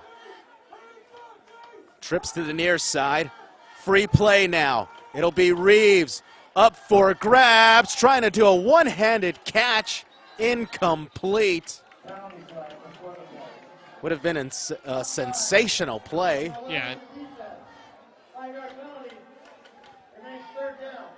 Yeah, no question about it. No question about it, Dan.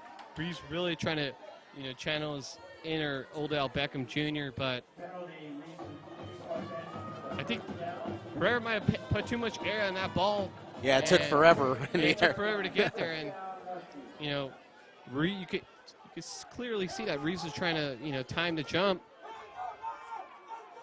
But at least the Huskies are able to move the ball and move the chains. Chandler will get a chance, reaches on over. Extracurricular activity on the near sideline. Munguia getting tied up with Amir Wilson.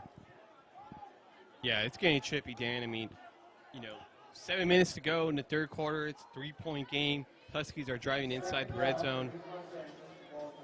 And, yeah, you see Munguia getting tied up there with his defender. And, quite frankly, I would like to see Coach Bobby Gudino and company, get the ball more to Chandler. I mean, he's been able to make the most out of every opportunity he's gotten so far.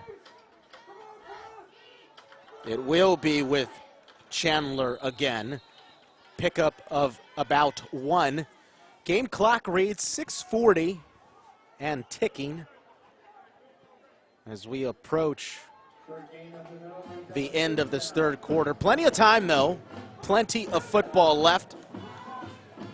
Trips to the far side. Lone receiver near side is Reeves. Herrera and company looking towards the near side for a new play. They get the hand signals. Now Herrera will set the Huskies. The snap. The lob. Near side to Reeves. Incomplete. Once again, trying the jump pass. up for grabs. I got to give her credit there. Reeves had a chance to bring that in. I think if he tries to use both his hands, there you go. He brings that one in for 6. Instead, the Huskies will settle for a field goal.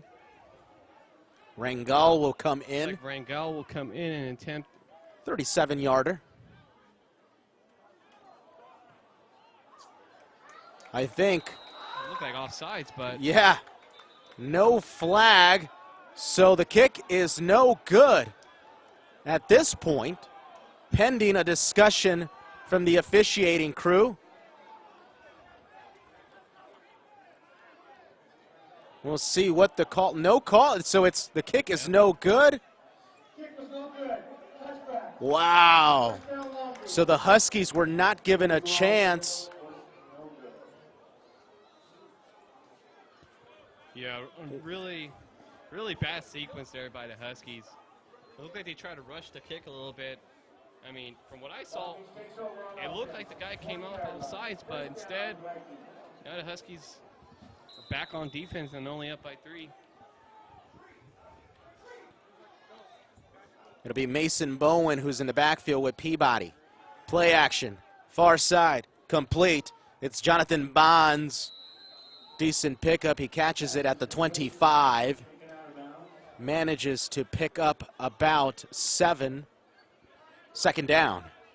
You haven't seen Peabody air the ball out too much today, but clearly Bonds is one of his favorite receivers.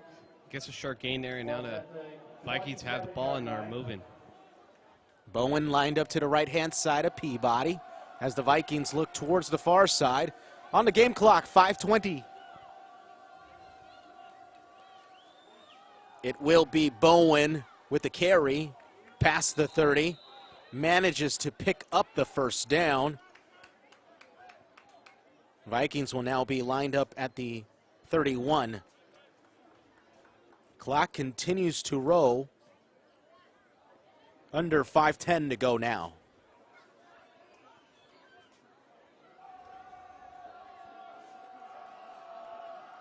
Huskies line up with a 3-man front. DeLon Collins all by himself at free safety. The blitz will come in.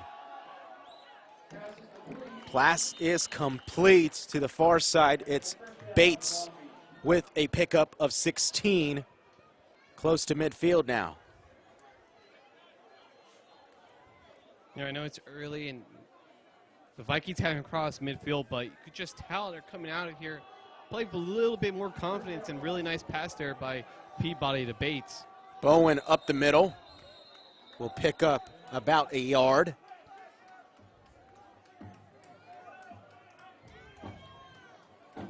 He was tackled by Talia Mosa.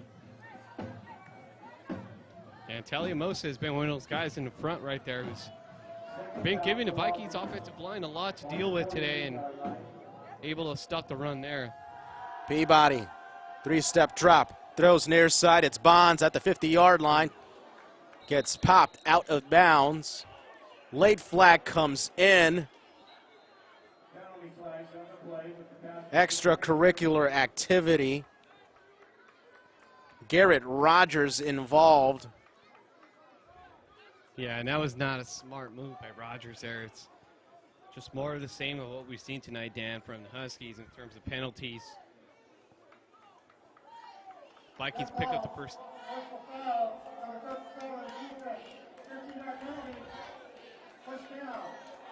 Yeah, the sophomore Rogers just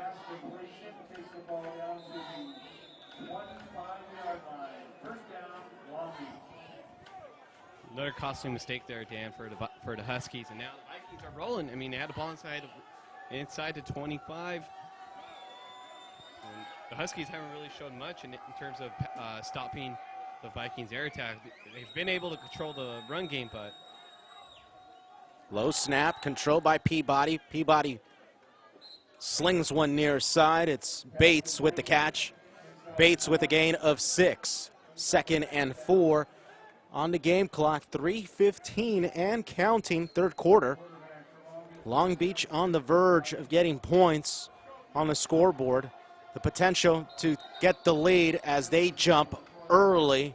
So just when you thought the Vikings, Number 1, Weingart penalty. Remains second down. just when you thought the Vikings had momentum on their side, the penalty comes back into play. You're seeing the Huskies go with press coverage here. They're playing soft up until the last play, looking to not give up so many yards as they were before. Peabody under duress will possibly take off. He does. Peabody gets past the 20. Quarterback keeps the ball. Down near the 20-yard line. It'll be third down now. 3rd and 5. 2:25 on the game clock now. Injury timeout for number 95.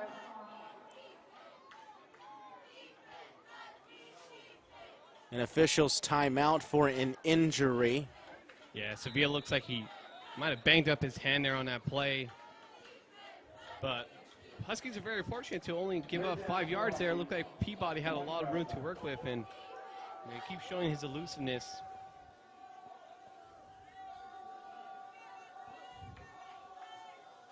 Peabody avoids the rush, throws towards the end zone, incomplete. Looks like it's going to be a late hit on the Huskies. Intended for Bonds. We'll see what the marker on the field is all about. Personal foul. Hands to face. Number 39 of the defense. After this is to the ball. First down. Josh Collins, a little too active with his hands there. 1:59, third quarter. And it's tough to see the Huskies continue to, shoot themselves in the foot. Another costly penalty and moves chains for the Vikings. Hand off towards the far side. It's Patton, injured player on the field. Injury timeout. Injury timeout number 54. Long Beach. An injury timeout called by the officials, so we'll pause for a second. 10-7, East LA holding on to a lead. Second down, golden goal for Long Beach. Now we'll stay on the air. Vikings operating with a 3-by-1. Receiver to the far side is Bates. Vikings have to hurry up. Clock's winding down. Probably going to have to 2 seconds. They get it off in time. Peabody just throws it away. That'll bring up 3rd and 8, a minute 20 left, third quarter. Yeah, and a smart decision there by Peabody. He had pressure on him. And the Huskies defense, they have pretty solid coverage there, giving up no room to the receivers, and Peabody wisely throws that ball away into the end zone. You could tell Peabody's trying to drive the Husky defense off sides, trying to use his voice as a weapon. Instead, Peabody will call timeout. That's Brett Peabody, not the quarterback, the son of the quarterback, or the father, of the quarterback, rather. We'll stay on the air here. Although I'm sure Brett would like to be on the field right now, Who wouldn't? Considering opportunities that the Vikings have had, but really crucial down here for the Huskies defense. Brett Peabody, head coach of the Vikings in his 6th season, in comparison to Bobby Gudino's in his 4th season, here at East Los Angeles.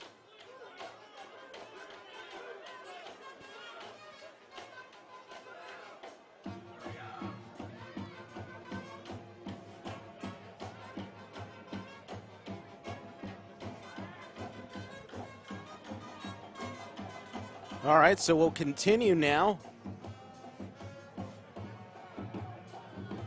3rd and goal, 8 yards away. This scenario, you see Peabody target Usually Bates, that's been his favorite receiver in Bonds. Yeah, Bates lined up to the far side. Bonds in the slot position. He's the closest receiver towards the line of scrimmage. Peabody, three-step drop. Rolls out, being chased from behind, fires towards the middle. Well defended by Tyrus Douglas, who punches the ball behind the end zone, but a flag. I think it's going to be a holding. Yeah. So in this situation, do you back them up or do you create the fourth down? I think you decline it, set the and Yeah, you're right. it's a smart move because the Huskies have had, a tendency today. They have a big play, but they follow it up with a penalty. And the last thing you want to do is give the Vikings another 4 downs and, make them try to make the field goal here. This will be a kick from 25 yards out. Agustin Delgadillo will attempt. The snap is good, the kick is up, and we've got a tie ball game now. A minute 05 remains in this third quarter. This one far from being over. No question about it. Honestly, if you're on the Husky sideline, that might actually be a victory because the Vikings were moving the ball and you had a couple back-breaking penalties by the Huskies, but credit to them, they didn't give up the big play and kept the Vikings out of the end zone. And if you're coming off the field right now and you're your ELAC's defense, you feel like that's a bit of a win. It's a tie game, still a quarter to play, and should be a good finish. In this second half, it seems like the story of the season, the mental mistakes. Yeah, absolutely. Have been plaguing East LA, especially in this third quarter. Paul Herrera had a touchdown pass completed to Session that was brought back because of a holding call.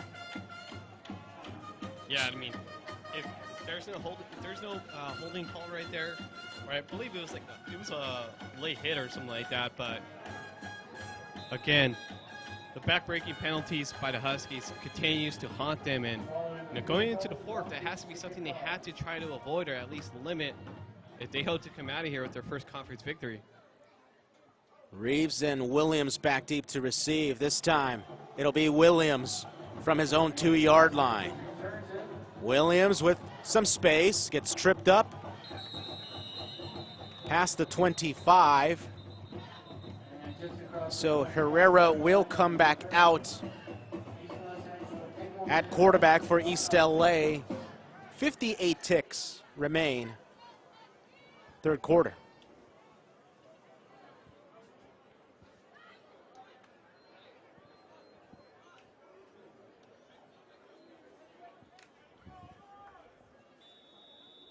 This will be an impressive victory if East LA could pull it off. It'll be their first ever victory within the National Northern Conference. This is the opener of the National Northern, as Chandler will try to turn the edge on the near side, instead gets popped after a gain of about 1.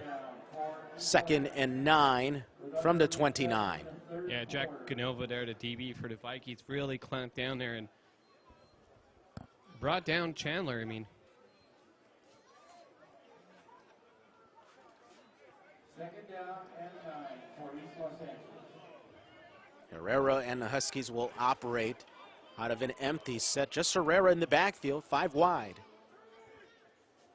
Clock under 20 seconds now. Herrera pumps, throws, incomplete. Session heard some footsteps, did not elect to catch it, instead slides in a baseball slide manner almost. yeah, absolutely. And to be honest, it wasn't that great of a pass by Herrera. He had his man open, and I think if he fits that ball closer to him, Session Jr. probably comes down with it, but no question about it, he definitely felt the defender there and probably makes a smarter decision by avoiding the big hit there, because Looked like the linebacker. Looks like the linebacker Darren Bunting was, ready to lower the boom. They'll keep it on the ground. Chandler picks up about a yard. That will bring up 4th down. Yeah, really surprised with the play call there. I mean, so that brings us to the end of the 3rd quarter, and we've got ourselves a ball game as we head to the 4th. Tie ball game, 10-10 here on Sportsnet USA.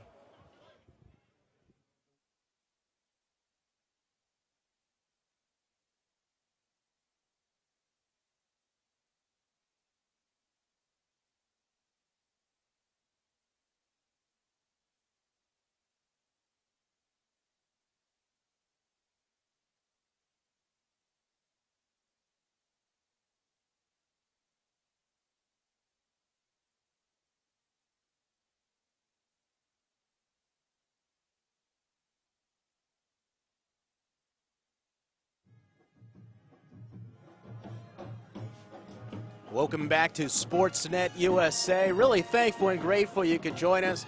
Got ourselves a great ball game at hand. We got to get the scoreboard to say 4th quarter.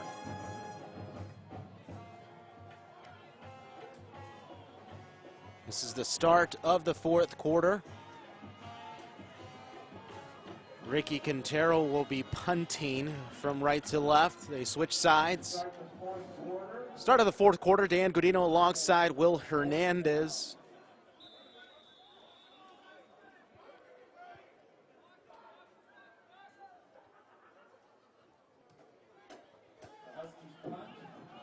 Decent punt. Takes a Viking bounce. Presley will down it at the 43-yard line. Vikings with a chance to take the lead now. Yeah, absolutely. And, just want to go back to that last possession by the Huskies. They had a chance. I mean, I was surprised that they opted to go with a conservative call there on 3rd down and run the ball with Chandler. Obviously, you like what you've seen from Chandler today, but pretty conservative call, and I guess Coach Bobby Gudino has a lot of faith in his defense. And at running back is Dylan Madison. Madison lined up to the right-hand side of Peabody as the defensive line of the Huskies shift. It'll be a pitch near side. Madison manages to pick up 2. Gets to the 43-yard line, 2nd and 8. Just underway in this 4th quarter. Clock reads 14 minutes, 30 seconds as it continues to wind down. Vikings operating out of a 3-by-1 in the gun.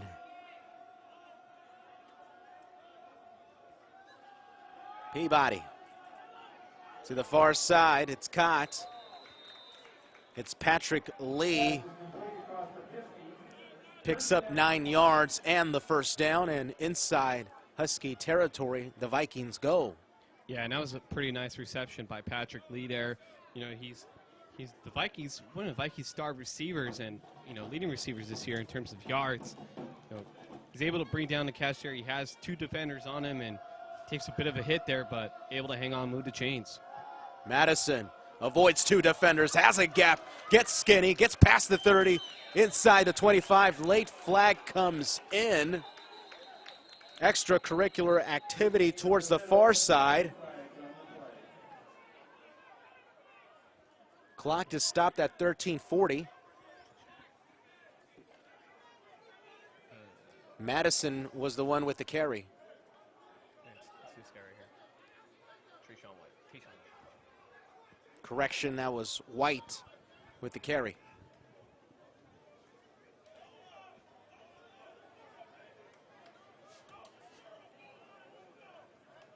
Personal foul, face mask number 9. After this is control, 1st down. Once again, Dan, costly penalties are continuing to haunt the Huskies. Really a necessary play there. I mean, Tayshawn White was already able to get the big gainer, and he just add on 15 yards and put the Vikings inside the red zone thanks to that face mask penalty there by the Huskies. They'll be at the 18-yard line to be exact. Clock just stopped at 13:40. Tayshawn White lined up to the left-hand side of Peabody.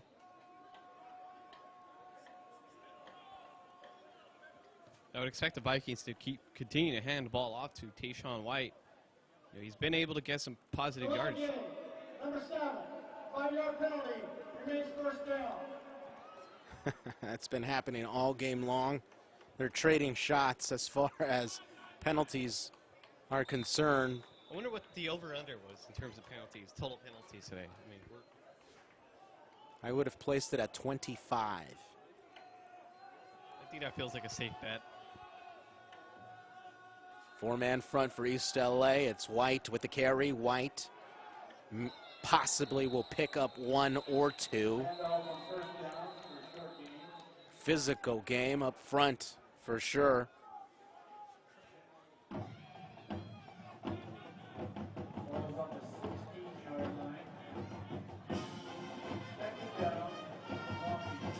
If you're the Huskies defense, you really want to hold the Vikings to 3 here. You don't want to give up a touchdown. At that point, it feels like it's a hill maybe too tall to climb. Husky defense, I think, a little bit confused. Not sure where to line up. If I'm the Huskies, I'm calling timeout. The snap, the carry. It's White taken down in the backfield. Carlos Alvarez with the tackle. Yeah, nice solid play there by Alvarez to bring him down. Like you mentioned, it looked like there was some confusion in terms of where they were supposed to line up. The Huskies are able to get out of there, only allow a couple of yards, and now it's a third and, looks like about a 3rd and 12 for the Vikings. On the clock, 12:20 and rolling. A bunch formation for the Vikings. Peabody towards the end zone. Incomplete. That'll bring up 4th down and a chance for the Vikings to pick up their first lead of the ball game. And that's a big, big break for the Huskies because Peabody had his man open. He had him open in the corner of the end zone, but just overshoots him there, puts a little bit too much on it. Now the Vikings are going to set up for a field goal here, but this will be from 32 yards out for the lead. 12 minutes, 16 seconds remain. The snap, the kick, up and through. And the Vikings take their first lead of the ball game with a field goal from Agustin Del Gudino. And now a 13-10 lead, Vikings.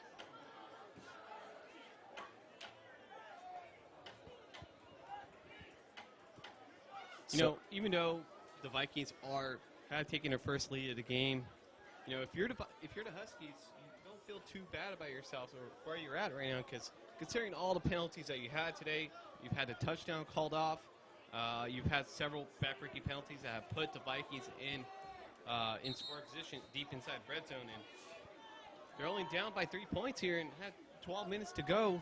Huskies are still very much in this game, but again, they have to avoid the costly penalties. Checking into the ball game is number 9, Terrell Robinson, a.k.a. Slim. Slim last week had a near school record.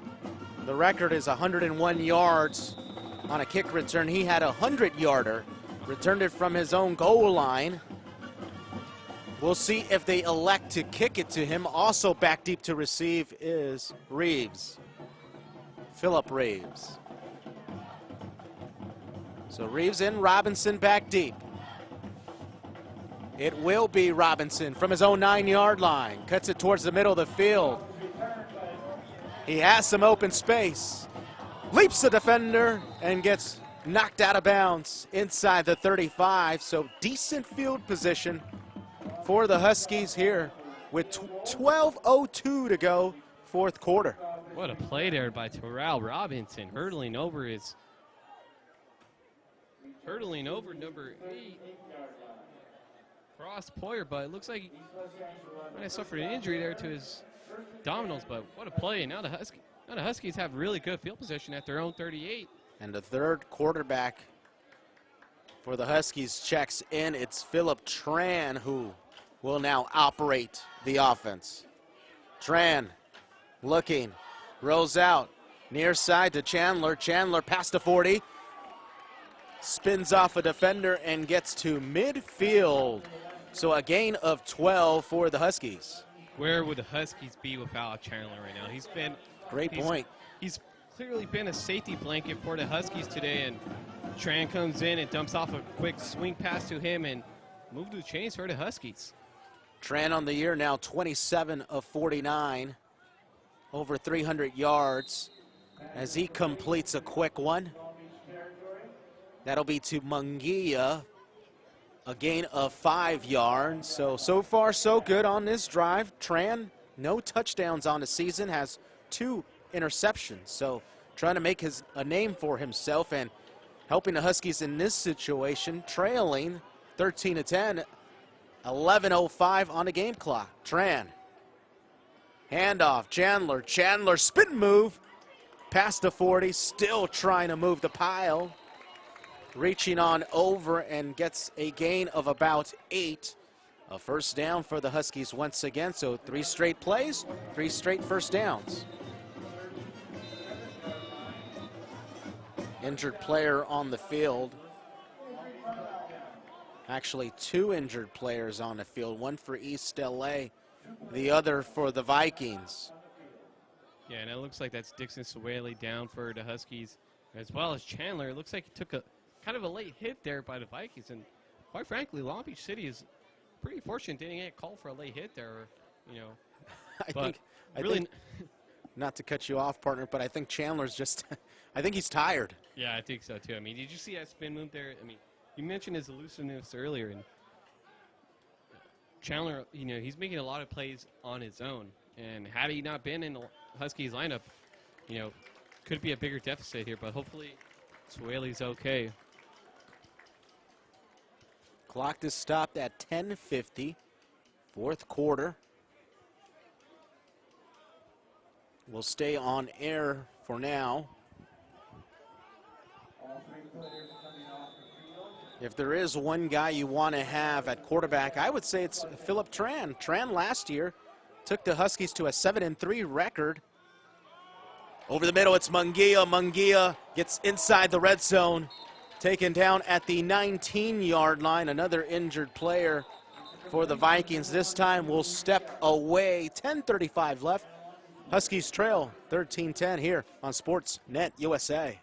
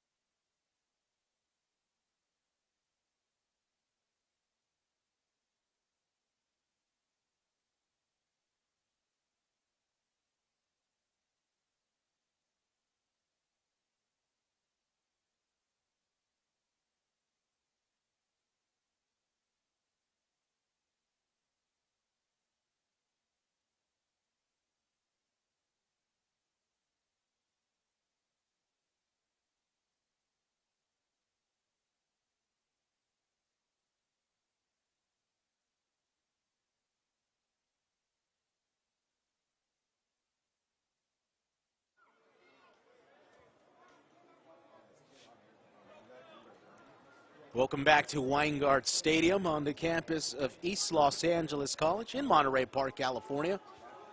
Huskies currently trailing 13-10, but officially inside the red zone, so a chance to possibly tie it or take back the lead.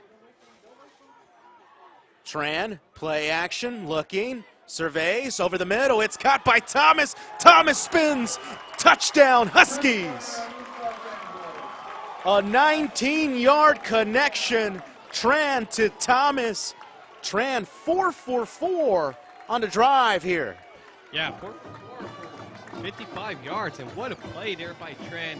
You know, he has time in the pocket, he reads the defense and hits his man, Thomas, who pretty much does the rest after that.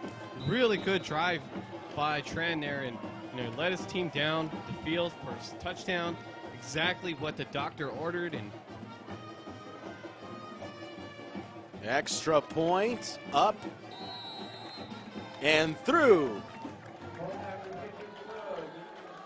And now East Los Angeles takes back the lead, 17-13.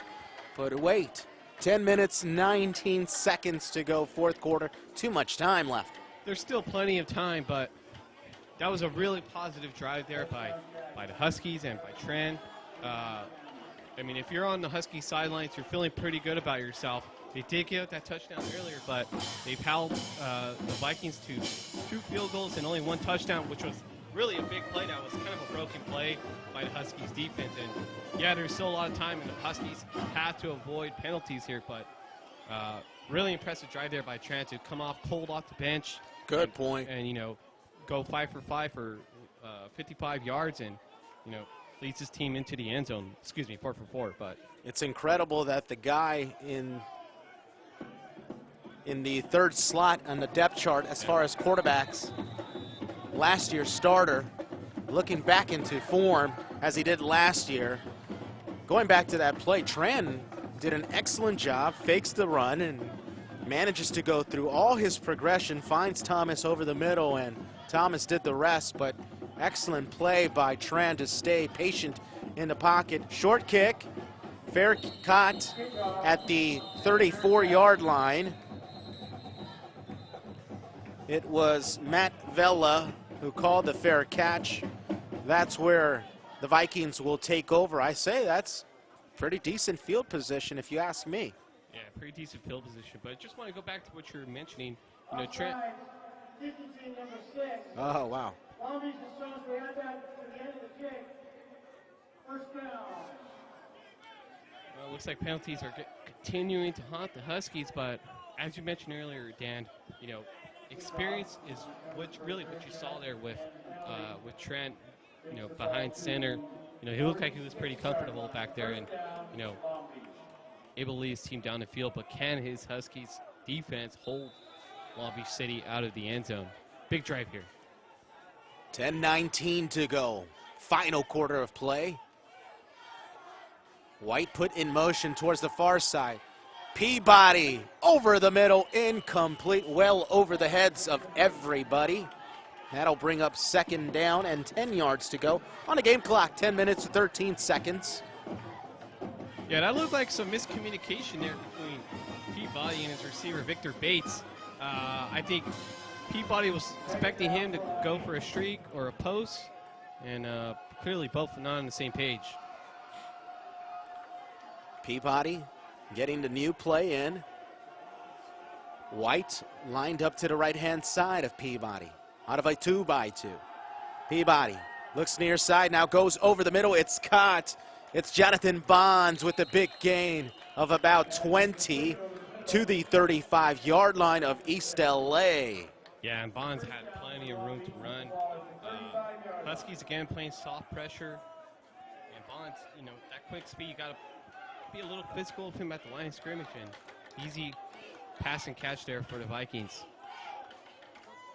Same formation out of a 2x2. This time play action. Peabody will take off himself and chooses to go out of bounds at the 28-yard line. Decent pickup of about 7. 2nd and 3 yards to go. clock reads 9 minutes, 35 seconds. Carry by White. White gets blown up in the backfield. First contact was Garrett Rogers. Also involved in the tackle, Talia Amosa. Huskies really crashed down there, and, you know, pretty much on all the plays of this series, the Huskies' defensive front have been able to get inside the backfield really quickly, but right there they're able to stall the Vikings run, and now it's a third and 6. Peabody looking. This fumbles the ball. Is it recovered by the Huskies? Wow. Pile ensues. Clock is stopped at 8:38. No signal yet. East LA is claiming to have it. East LA recovers. Wow. A beautiful strip by the Husky defense, and that's the 5th turnover created by the Huskies. On the game clock, 8:38. East LA with a 4-point lead. Wow. Peabody, he had plenty of room there, and, you know, the Huskies defense, got to give him credit for clamping down, and to me it looked like Peabody just kind of got excited with it when he was about to fall down, and he lost the ball. We'll see who comes back out. It's Tran. They'll stay with the hot hand. Yeah, absolutely. You got to stay with the hot hand. I mean, he led you down the field. You got to stick with him here. In motion towards the far side is 85. But Chandler gets a carry near side. Picks up about 3 yards. 2nd and 7. Clock continues to roll. Under 8:20 to go, final quarter. Yeah, and you're going to see the Huskies really trying to drain the clock here. But again, what a great stand by the defense to be able to come away with that fumble recovery. And I think you mentioned, 6 fumble recoveries today, Dan? 5 turnovers 5 created. turnovers today. Wow. In motion is Reeves. They'll go with the end around with Reeves. Reeves manages to get back to the line of scrimmage. 3rd and long now. Yeah, nice play there by the Vikings defense to really clamp down, and looked like Reeves had some room to run, but Long Beach City able to stall that and really key dirt down here, Dan. I mean, obviously you want to run the ball, take some time off the clock, but I mean, I've been impressed with what I've seen from Tran, and I would expect a pass here. We'll see if Tran unleashes the arm. They'll operate out of the gun. A 3-by-1. Pass near side intended for Valdivia. Incomplete. That'll bring up 4th down. So the game of field position now takes into effect. Ricky Quintero will try to get this one as deep into Viking territory. 7:07 on the game clock.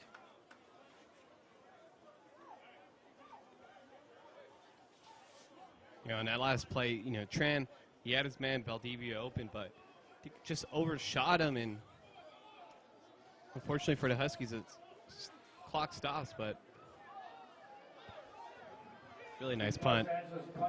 Bates will take it from his own 20, falls down. He'll be marked at the 19-yard line. So Ricky Quintero does his job and pins the Vikings as deep as possible. Not the best field position for the Vikings, but 6:57 remains, so plenty of time for the Vikings to take back the lead, or the Huskies holding on to this thin lead and escaping at home with their first victory inside conference play. Yeah, this would be huge if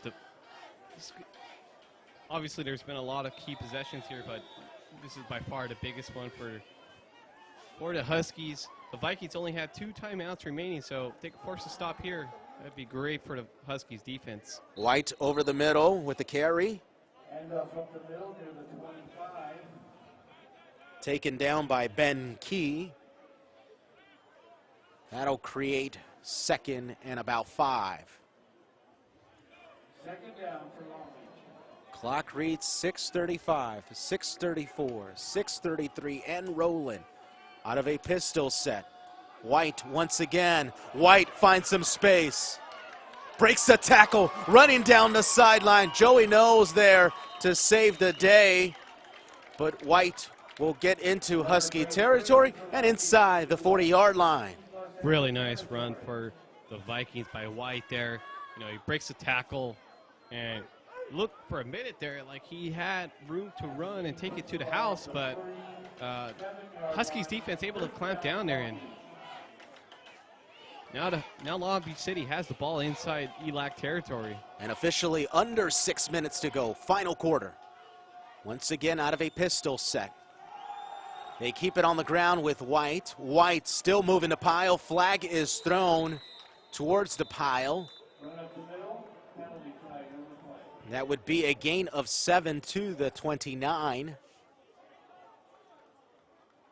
Personal foul, face mask, number 57. Wow. 15-yard penalty. First down. At 5:49 of this fourth quarter, East Los Angeles wouldn't necessarily say they're falling apart, but the mistakes continue. Mistakes continue indeed, and last thing you need here is another 15-yard penalty by the Huskies, and sure enough, but at this point it's 4-down territory for the Vikings, so the drive's not over. Out of the pistol. Peabody with the snap. White with the carry. Taken down instantly. That's Chris Jolly with the tackle. Gain of about 1, 2nd and 9. Inside the red zone, the Vikings operate. Clock reads 5:15 and rolling.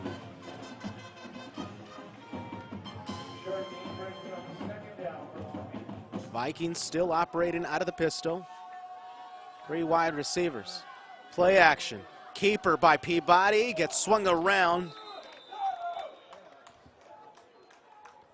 That's Garrett Rogers with a tough tackle.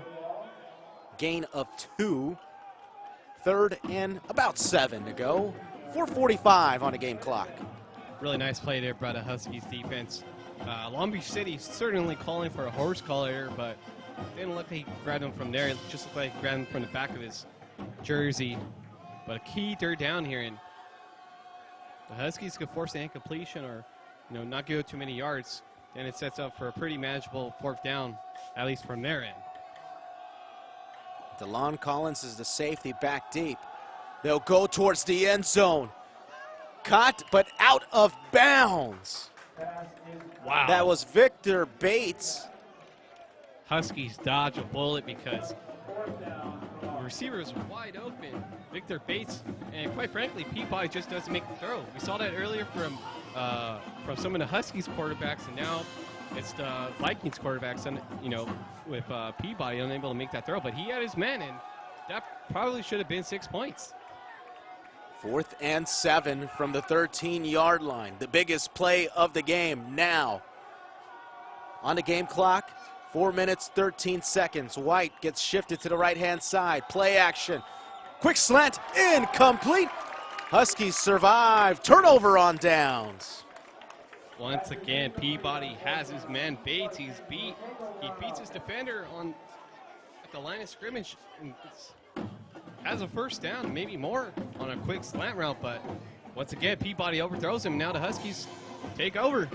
The biggest stat that we're not talking about tonight is the fact that East Los Angeles, or rather, the Vikings have averaged 34 points per game, holding the Vikings to just 13. So the big star tonight, gotta say, it's the Husky defense once again coming through as Philip Tran and company will be operating out of the shotgun set. Trips to the far side. Lone receiver on the near side. I believe that's Reeves. The snap high. Chandler breaks loose. Chandler with a spin move. Inside the 40. He's got some blockers. towards the middle of the field. Thomas ahead. He fumbles the ball. It's recovered by Munguia. What is going on here? Chandler just creating his own mistake, but also creating moves on moves. Yeah, what a huge game. Again, you see the elusiveness from Chandler. He had a quick hole, and he burst through it. And now the Huskies are around Long Beach City's 22, but what a play by Chandler. Now on the game clock, 3:30 and rolling. This is the type of situation in which you would think the Huskies start to milk the clock for all it's worth right now. Absolutely, and Long Beach City only has 2 timeouts remaining. I expect them to use them here. Allen will carry. No, it's a keeper by Tran. Tran very elusive and very tricky on that play. Nice decision there by Tran, the defender, defensive end for Long Beach City. Here, Hayes clearly bit on the handoff to Chandler, and Tran picks up a nice little gain there, but most importantly, keeps the clock rolling. Game clock reads 2:50 and counting. Play clock under 15 seconds. So we should expect Tran to take the snap under 10 seconds. That will be the case. 6 seconds, 5 seconds.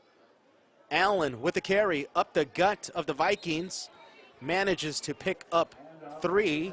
He'll be taken down at the 16-yard line. At what point do you start calling timeout if you're the Vikings? I would assume it would be now, but maybe they're waiting to see if the Huskies pick up, see if the Huskies pick up another first down using that. But if I'm Coach Brett Peabody, I'm using my timeouts now. You can't.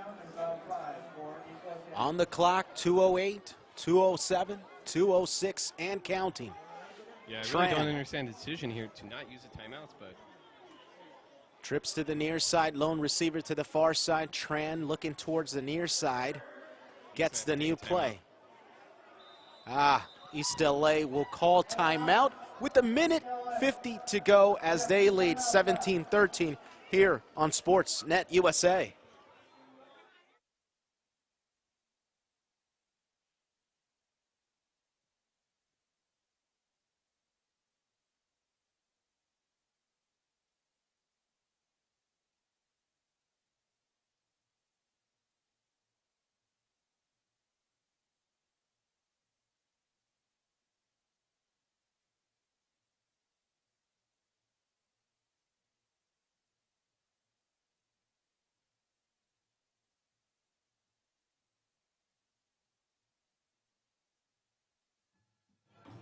It's the final 1:50 to go in his final quarter of play. Huskies will be operating from the 16-yard line of the Vikings within striking distance to extend the lead. Ideally, you want to be able to punch one in and give yourself the 9-point lead, but still in range for Ricky Quintero to get 3 points and go up 7, but that won't be the case. Tran, back to pass, dump off to Allen. Allen just short of the first down yard marker. That'll bring up 4th down. Now,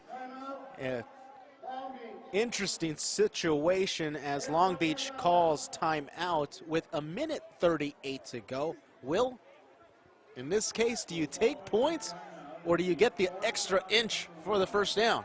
You know, this is that's an interesting question, Dan, because you only have about a yard to go to pick up first down and possibly ice the game and walk out of here with victory. However, you could kick, trust your kicker and, let him attempt about, I would say it's about probably about a 28-yard field goal attempt. Yeah. But at the same time, right here you could go for and they've been able to move the ball really well with Chandler. I would give him the ball, make something happen, or maybe do a little play action, quick pass. In this type of situation, my mistake, by the way, it won't be 4th and an inch. You could technically call this 4th and 1. It's about a yard. Yeah. But in this situation, does Tran even snap the ball, or do you try to drive the Vikings off sides? 1:38 remains. Tran under center in a goal line set. Somebody moved. Oh, the Huskies moved early, so that should bring out the kicking unit now. Yeah, Luis Moctezuma there. Out of Santa Fe Springs, St. Paul moves there. Unfortunate situation for the Huskies. Now they're going to have to try to go for the field goal attempt. Rangel, the lefty kicker,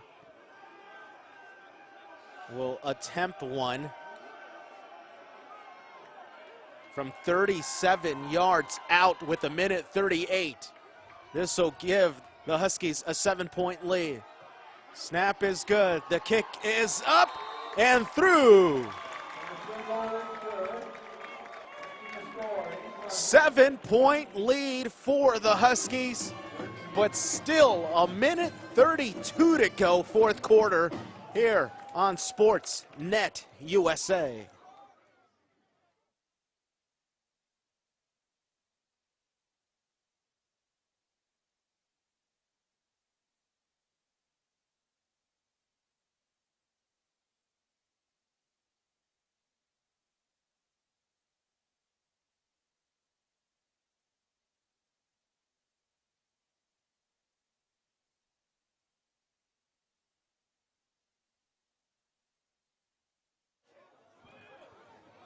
The Huskies will be kicking off, so one thing to remind the Husky faithful is during the season, the Huskies have already allowed 2 kick returns for TDs of over 90 yards, so that's always in the back of the minds of the Huskies for sure.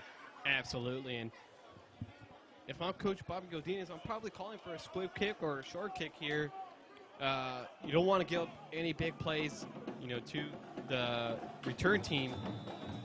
Long Beach City has plenty of guys who can take it, who can make something happen. And Huskies defense has been playing good so far. I mean, aside from that big play to Tayshawn White, a couple big runs, they've been solid. And I feel pretty good about my defense going up against Long Beach City's offense. Bates and Bonds back deep to receive. Rangel trots to the ball, swings his right leg. It will be Bates from his own 5-yard line. Bates in the middle of the field, a burst of speed past the 30, taken down at about the 33, 34-yard line. That'll put 1:24 left in this final quarter. This is it. Really nice job there by the coverage team of the Huskies to hold the returner to only a couple of yards. And looks like the Huskies will be playing a cover 3. They'll rush 3. 4 wide receivers set. Peabody under duress and taken down for a sack. That's Garrett Rogers. Clock continues to roll, 1:10 and counting. Yeah, really nice play there by Rogers. He was all over it from the start of the snap. They go quickly. Peabody over the middle, complete to Bonds. Bonds gets to midfield. A pickup of 22 or so. 55 seconds. Clock continues to roll now that the chain gang is set. Peabody with the quick snap. 3-step drop. Steps up, over the middle, incomplete. Wow. Should have been picked off possibly by Collins. Yeah, Collins is going to want that back, but it's one of those plays where it kind of takes a wrong deflection. And I think Collins was looking for the big hit. Yeah. As the clock is standing still with 43.4 seconds. East LA with a 3-man front. Long Beach, 4 wide receivers. Peabody steps up. Caught. It's Bates with a tiptoe catch at the 30-yard line. Gain of about 25. 36 seconds remain. I like what I'm seeing for Peabody. He's stepping up. The pressure's, the pocket is collapsing, but he's stepping up there. He's staying confident he took a hit there and delivered some nice pass to Bates. Bates rolling out near side, just throws it away. Rogers was chasing from behind, clock standing still, 30 seconds remain. Huskies are still in pretty good position because we've seen Long Beach City be able to move the ball inside their territory, but it seems like whenever they have shorter room to work with,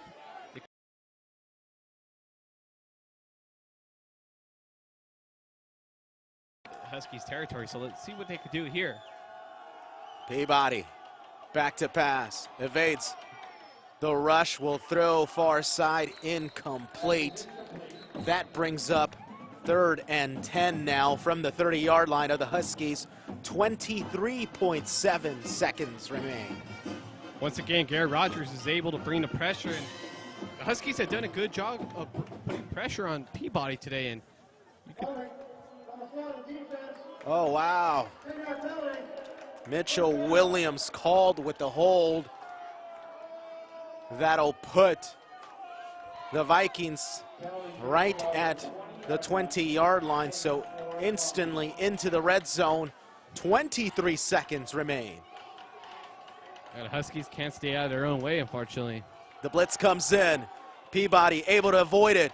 Throws towards the end zone. Well out of bounds. Peabody is pretty lucky. Mitchell Williams is lucky he didn't get called for another holding penalty. It looked like he had a hand on Bates, and Bates looked like he had some room, but Peabody overthrows it outside of the end zone, and 17 seconds remain, Will. yeah, I expect Peabody to take some shots into the end zone. They have one more timeout, so they can afford a quick pass in the middle and take a timeout, but sooner or later, you got to start taking shots into the end zone. Peabody looking near side. Gets taken down by Slim Robinson from behind.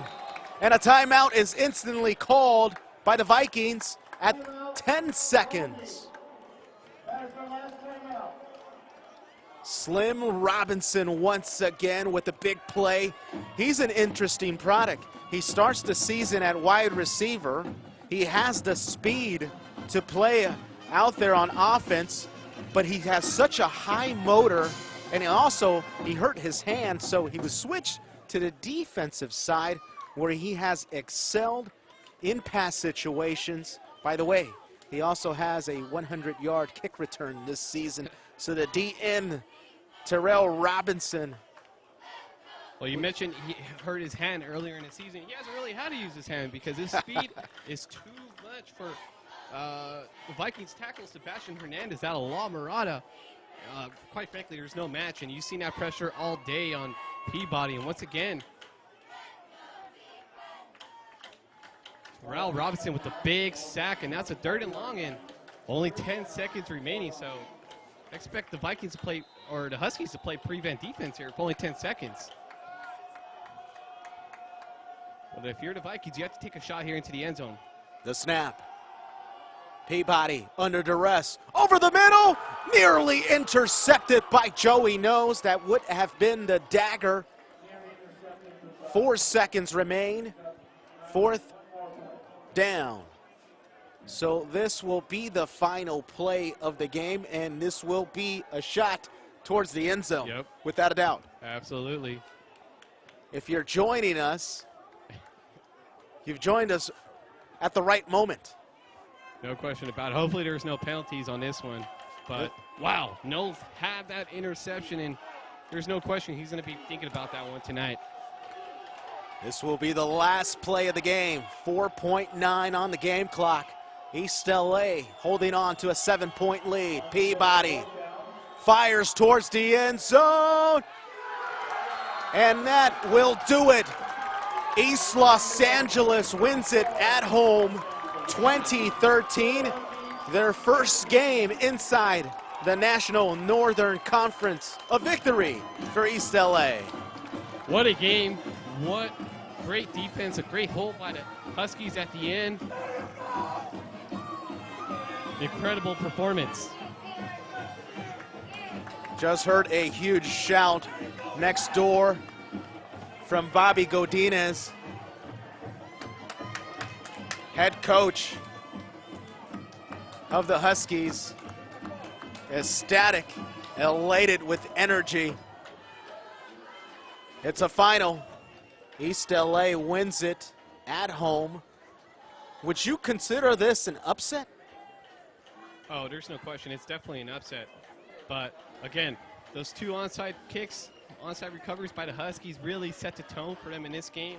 Hold a team that was averaging 34 points a game to only 13. That's a huge win for the Huskies. They had a lot of costly mistakes throughout the game and were able to really clamp down there and keep the Vikings out of the end zone. Great performance. An excellent victory for East Los Angeles to hold off the Vikings, and it went down all the way to the wire. East Los Angeles moves to 500 at 3-3. So do the Vikings, now 3-3 on the season.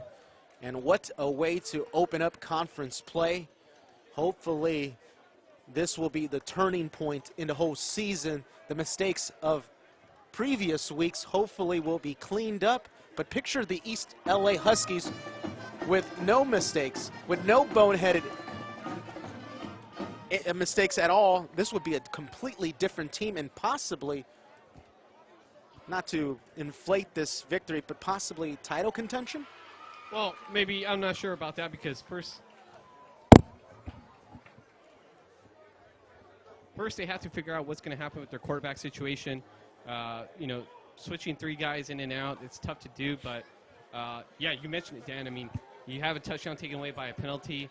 You give life to Long Beach City through several penalties that resulted in points.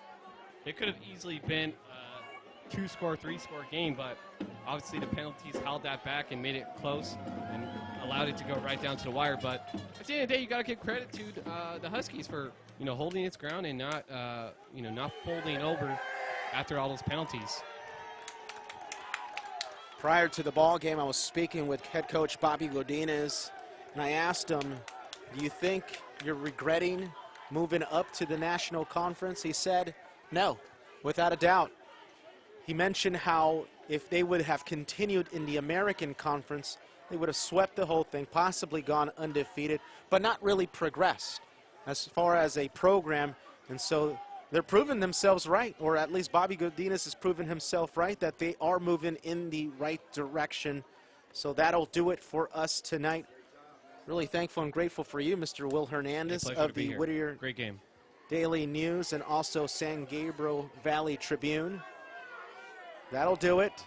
East LA escapes at home here at Weingart Stadium. 2013 final. Join us next week, same time, 6 p.m. game here on Sportsnet USA. Good night, everybody.